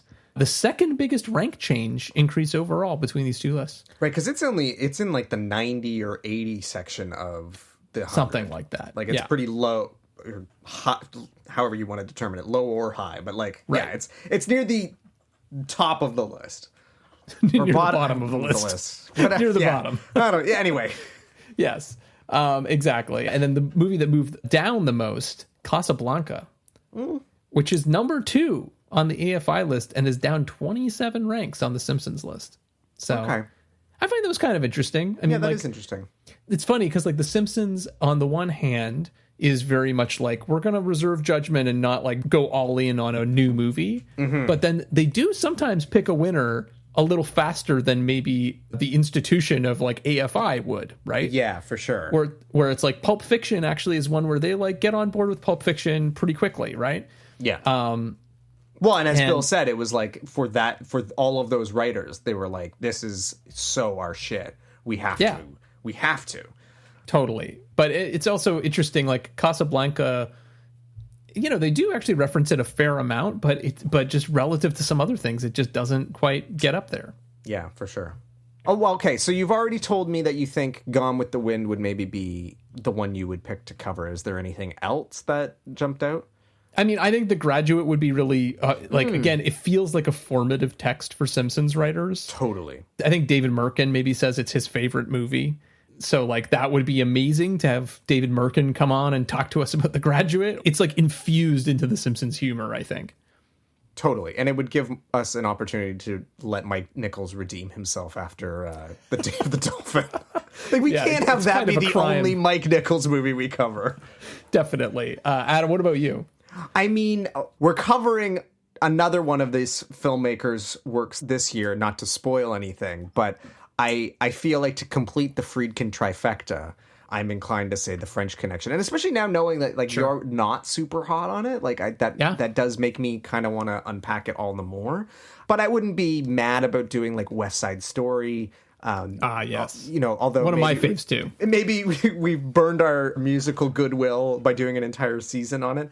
Or Silence of the Lambs, which, like, again, I don't remember Silence of the Lambs having like any super deep parodies on the show. Just there's sort of the like training montage at the beginning of the episode where Marge becomes a cop, right? Which is a parody of the opening of that movie. And then obviously The Mask has shown up a couple times. I just would love an excuse to have to watch that movie again because it rules. Not that I really need an excuse to rewatch that movie, but... Yeah. All right. Well, Adam, we're here. We made it. We're at the top 10 movies referenced on The Simpsons from the AFI list. We welcome you to the neighborhood. Sing fa la la la la la la la la la. Fa la la la la la la. So I feel like the best way to do this is to compare the list directly. So I'm going to read the AFI top 10 first, just to kind of refresh everyone's memory here. So we've got number 10, Singin' in the Rain. Number 9, Schindler's List. Number 8, On the Waterfront. Number 7, The Graduate. Number 6, The Wizard of Oz. Number 5, Lawrence of Arabia. Number 4, Gone with the Wind. Number 3, The Godfather. Number 2, Casablanca. And number 1, Citizen Kane. Now, when we first started this podcast, I would have totally guessed that there would be a much more one-to-one relationship between these two lists. Yes. And if you look at just the parodies, the like major references in our database, I do think these lists line up a little bit better. Yeah. But when you include all of the references, both the parodies, but also all the little stuff, right, that's sprinkled throughout the show, you end up with a very different looking list. And so that's not to spoil anything, a very good list. Like this is not this is not a list I would kick out of bed. Absolutely. This is like, I think, a totally viable canonical list of some of the best American movies of all time. Yeah. So here we go. Top 10 movies from the AFI list parodied on The Simpsons. Number 10, The Godfather Part 2. Number 9, It's a Wonderful Life. Number 8, 2001, A Space Odyssey. Number 7, The Godfather. Number 6, Jaws. Number 5, Citizen Kane. Number 4, Frankenstein. Number 3, Psycho. Number 2, Star Wars. Number 1, The Wizard of Oz. Which, of course, is no surprise. Right. It's not a surprise if you know that The Wizard of Oz is the top-ranked movie on Matt Groening's list of his 100 favorite things of all time. Mm-hmm. It shows up as number 7 on the list. It's the top-ranked movie, and he also has a separate line. Number 83 is Salman Rushdie's BFI book about The Wizard of Oz. So he clearly has a bit of an obsession with this movie. And again, like The Simpsons, as we know, is not all Matt Groening. It's like he's the creator, but there are a lot of different voices and influences over the years. But you have to imagine that that's got to be part of it. It's not a movie that they talk about a lot on the commentary. So I'm curious, like, do other showrunners, do other writers have the same relationship with it? And it's almost so intrinsic that they just don't even think about it, you know? You know, I can only speak from my personal experience. I don't know if I've ever revealed that, like, The Wizard of Oz is the first movie I ever watched. Oh my gosh, really? I didn't know that. Yeah, so I distinctly remember, God, I must have been like 3 or 4 years old. I think it was like a Fisher-Price kind of music box thing that you like cranked it and then it would play a song. And it played Somewhere Over the Rainbow. Oh, man. And song makes me cry every damn time now. At some point, my dad was like, hey, you know that's from a movie. Do you want to watch it? And I guess I said yes, and he sat me down to watch it. And I think it was because it was around some anniversary, because he had bought my grandfather the anniversary VHS, which, you know, before special edition DVDs, there were these very few movies that would get this like premium VHS treatment. Yeah, 89 would be the 50th anniversary, so maybe 50th or 60th. Yeah, so it would have been around that period. And I just know that it was a huge movie for my dad and for my grandfather. My dad, well, not famously, but in our family lore, I've talked before about how I have a cassette tape that I transferred of Monty Python and the Holy Grail because I couldn't buy the VHS at the time. So I just made an audio tape and would go to bed listening to an audio tape of Holy Grail. The reason I knew to do that was because my dad, when he was a kid, took a reel-to-reel tape recorder that he borrowed from his father and recorded The Wizard of Oz with a microphone held up to the TV when it aired one Christmas so that he could listen to it whenever he wanted. That's how much he loved that movie. And of course, the big joke in our family was that they only had a black and white TV. So it wasn't until he was much older that he understood that Oz was in color. It's exactly what Whoopi Goldberg says on the special. It's the exact same thing where she's like, I think she says that they should have sent everyone color TVs just for airing The Wizard of Oz so that everyone understood. And I think maybe even like my grandfather borrowed a color TV from the television station that he worked at so that the family could see it. I don't remember. Anyway, the point is, like, it holds a very special part of our family history. All that's to say, I don't know that my family and my dad's relationship to that film is representative of everybody's, but I think it is just one of these movies that for a generation, and Matt Groening and my dad are probably of the same generation. Sure. It just was so intrinsically linked. Much like The Sound of Music was on TV every year, I think The Wizard of Oz was on every year. Yeah, so, well, that's totally like one of the things that I think a lot of these have in common is either being on TV a bunch or having theatrical re-releases periodically. Right. Yeah. Like 2001, right? Yep. I'm sure falls in that boat. Star Wars certainly falls in that boat. Gone with the Wind. Gone with the Wind. It's, like didn't quite crack the top 10, but certainly it's up there, right? Well, It's a Wonderful Life certainly is one of those It's a Wonderful things where, Life.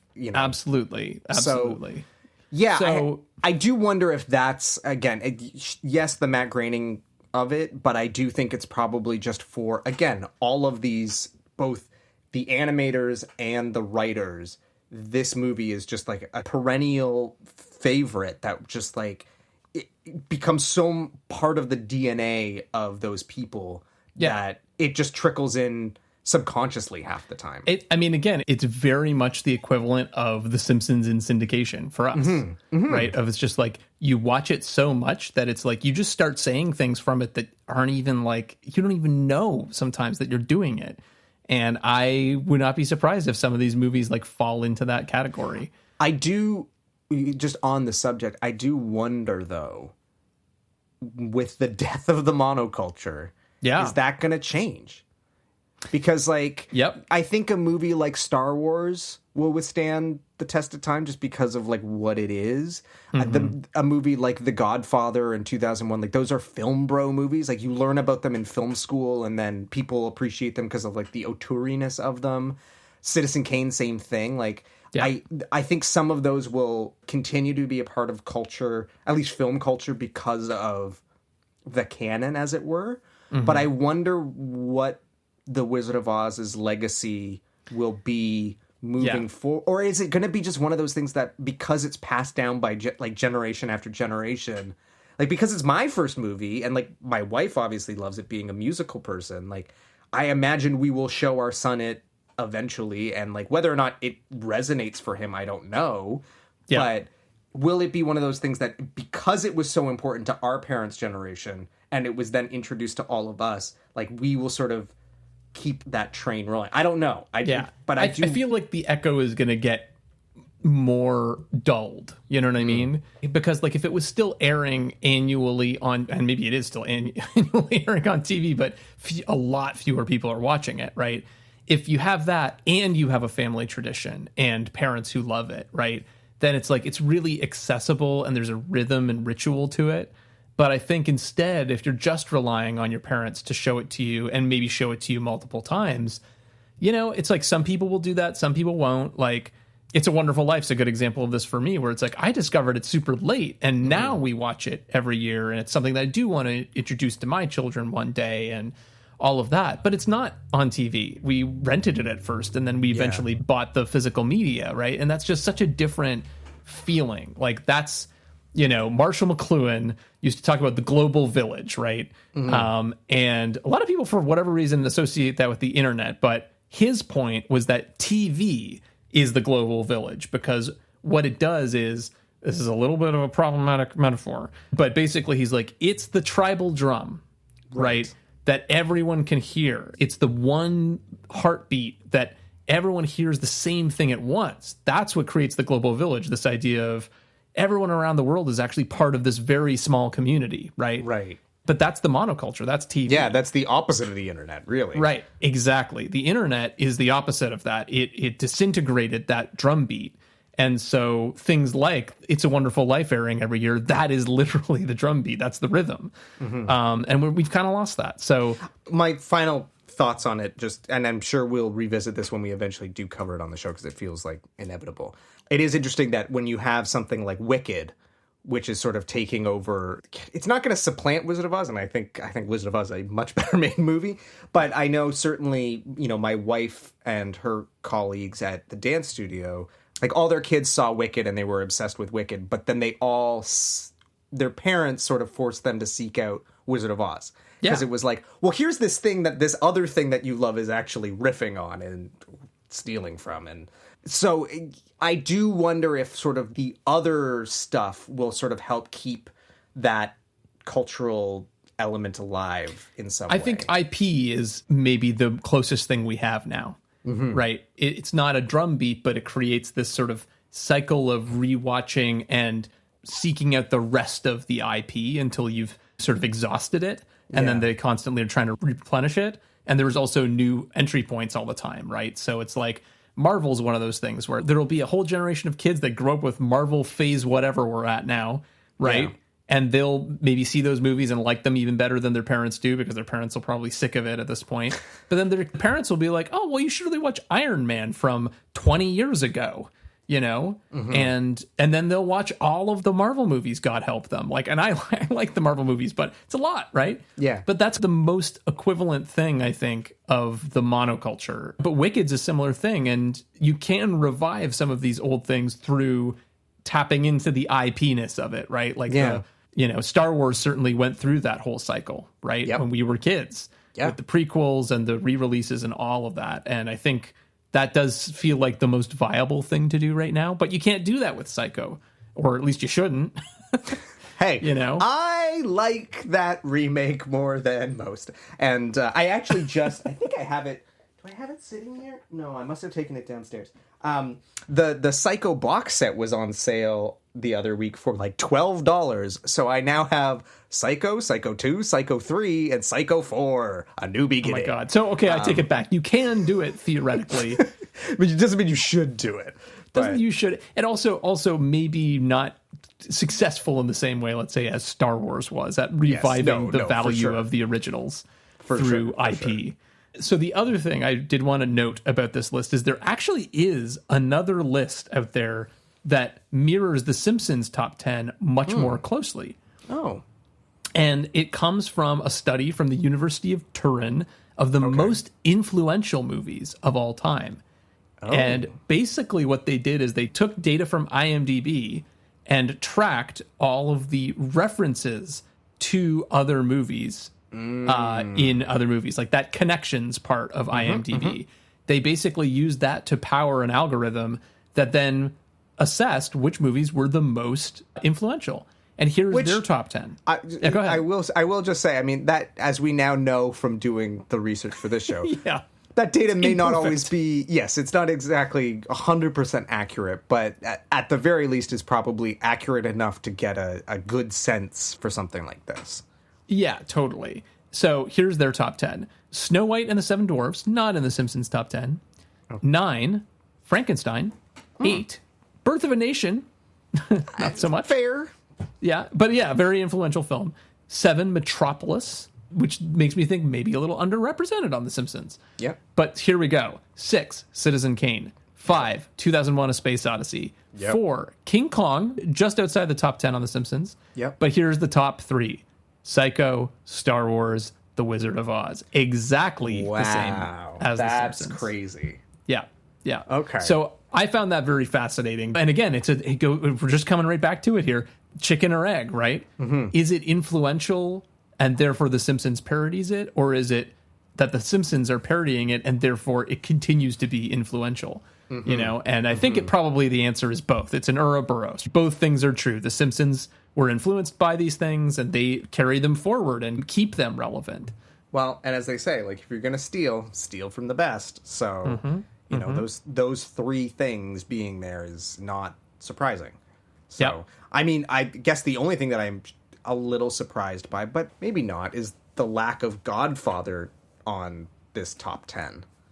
Right, on the University of Turin one. Yeah, it's interesting because, like, they're trying to measure influence. When you think about the way influence works, like, the reason that Frankenstein is so high on the list for The Simpsons is because the visuals of Frankenstein are everywhere. And, like, whenever there are spooky names, someone inevitably does, Dr. Frankenwelker or whatever. Yeah. Right, some riff on Frankenstein. So it's like it's a meme. It's memeable, right? You can take the constituent parts and reorient them in certain ways. The Godfather is influential on film at large, but maybe just not in that meme kind of way. I mean, it's like The Sopranos are constantly taking bits and pieces of dialogue from The Godfather and repurposing it, and I think that happens a lot. But maybe beyond that, it's like maybe not so obvious the way that The Godfather is influential. Well, and I think a lot of it, too, is it's the classic thing of, like, is that in 1 or is that in 2, right? Like, you kind of conflate the contents of the two so that the fact that it's 2 films, you're splitting your vote in a way. But Sure. Yeah, that's fascinating. That's fascinating that they have the same top 3. Before we move on, 2 things I want to do here first. One is the movie that moved up the most, Frankenstein. Yeah. Moved up 83 ranks. Damn. To be in the top 10 of this list. And a movie that we will be covering this season on the Springfield Googleplex. So that's exciting. The movie that moved down the most, ironically, The Godfather and Citizen Kane. 2 of the movies that you would think would be the most parodied on The Simpsons. And they are, but they don't have the most references overall. So I thought that was kind of funny. But as you say, if you were to rebalance it based on the types of references or what they're parodying, they still probably would be pretty much in the top. I would say they'd have to be in the top 5. Yes, I believe Citizen Kane is number 1 in terms of just actual parodies. Like if you cut out all of the other references, then I believe Citizen Kane does take that spot, which is the conventional wisdom. That's what Al Jean always said on the commentary. But I think it's much more interesting to think about like all of those little ones that like you didn't even notice that there were a bunch of Wizard of Oz references on the Simpsons. Yeah, totally. And Adam, which one would you want to cover most of this top 10? I mean, again, noting that like all of these are absolute bangers pretty much. Well, I think that's the problem. It's like they're so totemic that it's like, what can I add to the conversation? Maybe I would say Psycho, just because like at least the anecdotes of that, and I think there's other interesting things to unpack, and I just like, again, we love Hitchcock. Or there is a part of me that's like, if we could get maybe an Al Jean or like one of the writers or something to revisit the lost Citizen Kane pilot that we will never ever ever ever ever ever ever ever ever ever ever ever ever release. Like maybe that becomes our series finale as we finally go back to our origins, but we can't put that off forever. Knowing how, again, as they say, like you could recut the entire movie with all the parodies on The Simpsons, like it would feel like a massive oversight for our show to not do it, especially because at the end of the day, the premise holds. Like when we had to watch that in film class, everybody in that class was going, like, was doing the Leonardo DiCaprio meme. Like, hey, totally. That's, like, so I feel like we will have to eventually cover that again. But absolutely. I think that's a very good call. And I think most of these on the list, it's like, we probably just need a really great guest for that one, don't we? Yes, exactly. I felt similarly. I mean, it's obvious, but like, I think we got to do Wizard of Oz, and I want Matt Groening on there, man. Yeah. I want to have the dude himself, because again, it's like he clearly has a lot to say about it, right? Mm-hmm. Like it was clearly an influence on him, and because it's so elusive on The Simpsons, it's not an obvious like, oh, that's the Wizard of Oz episode. Yeah. I'm very curious about how he sees that. How does he think about its influence on the show? So absolutely. The hardest part will be picking an episode to pair with that movie, because it's not obvious. Yeah, exactly. Yeah. All right. Well, Adam, we're coming to the end, but I had a great time going through this list with you. Thanks for humoring me. Well, thank you for doing the in-depth research. As I said, Springfield Googleplex's very own database, pun intended. Thank you. I mean, you as always, you've uncovered some fascinating data and have given us plenty of food for thought. And when we're trying to pick stuff for next season, I think we could just listen back to this episode and see what we got juiced up about, and that's a pretty good starting point.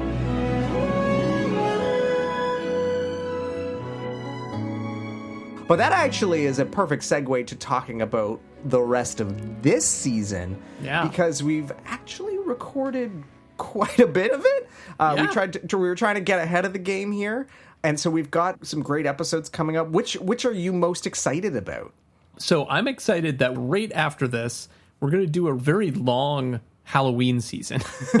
We're extending Halloween this year. So from the people from 50% of the show that doesn't like the Halloween episode, it's not that I don't like them, I just don't watch them. But still, the ironing is delicious. The ironing is delicious. So we're going to be covering like some movies that I remember from my childhood, some absolute like classic bangers. One movie that I haven't seen from the horror world. Well, I guess I already spoiled it. Frankenstein, which a movie I've never seen. Really? Yeah. So it's like that'll be a great blind spot to get rid of. And also, we have the new Frankenstein movie coming out this November. So we'll be covering it kind of in conjunction with that theatrical release. I always love going into the sci-fi horror direction. But what about you, Adam?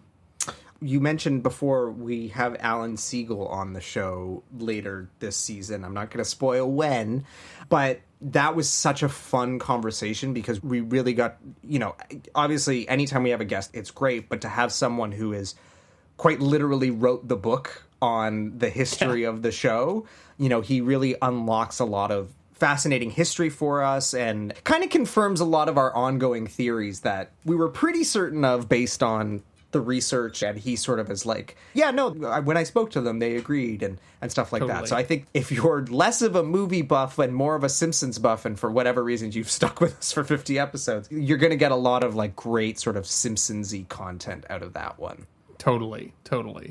Yeah, and then in the new year, we have like a whole bunch of weird movies. Yeah, we end on a very weird, surreal...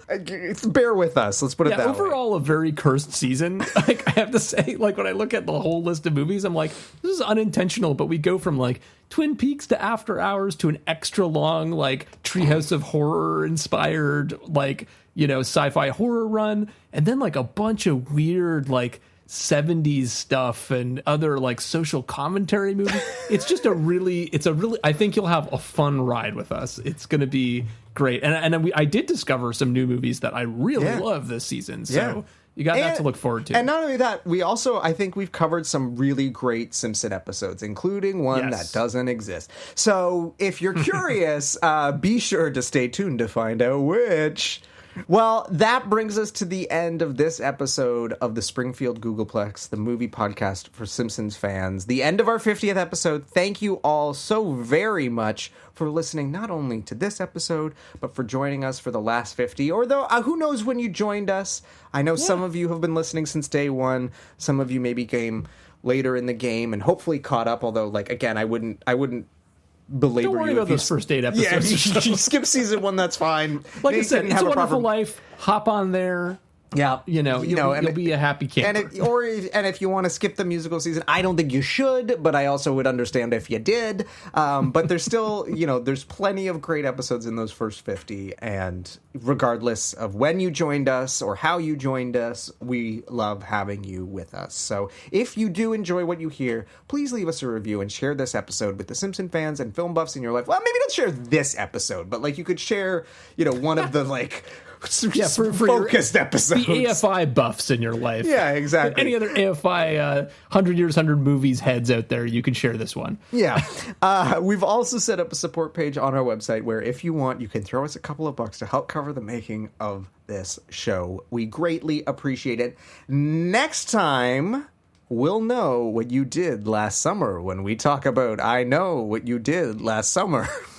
With Norm Wilner, the great Norm Wilner. I am very excited about this episode. We're talking about the 1998 original, but we will also touch a little bit on the requel. What are we calling these now? These like reboot, legacy-quel, but also kind of a reboot, but also kind of anyway. Well, the original, the characters from the original are in the new one, so I think it's a legacy-quel. Yeah.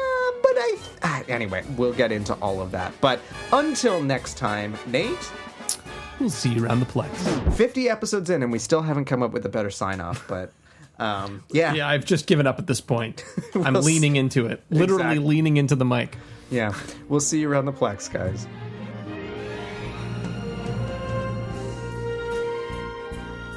There we go. All right. So, if you're curious, be sure to stay tuned to find out which. I think you can guess. Is there anything else we want to say, or should we just... I think that's it. Okay. Whoa.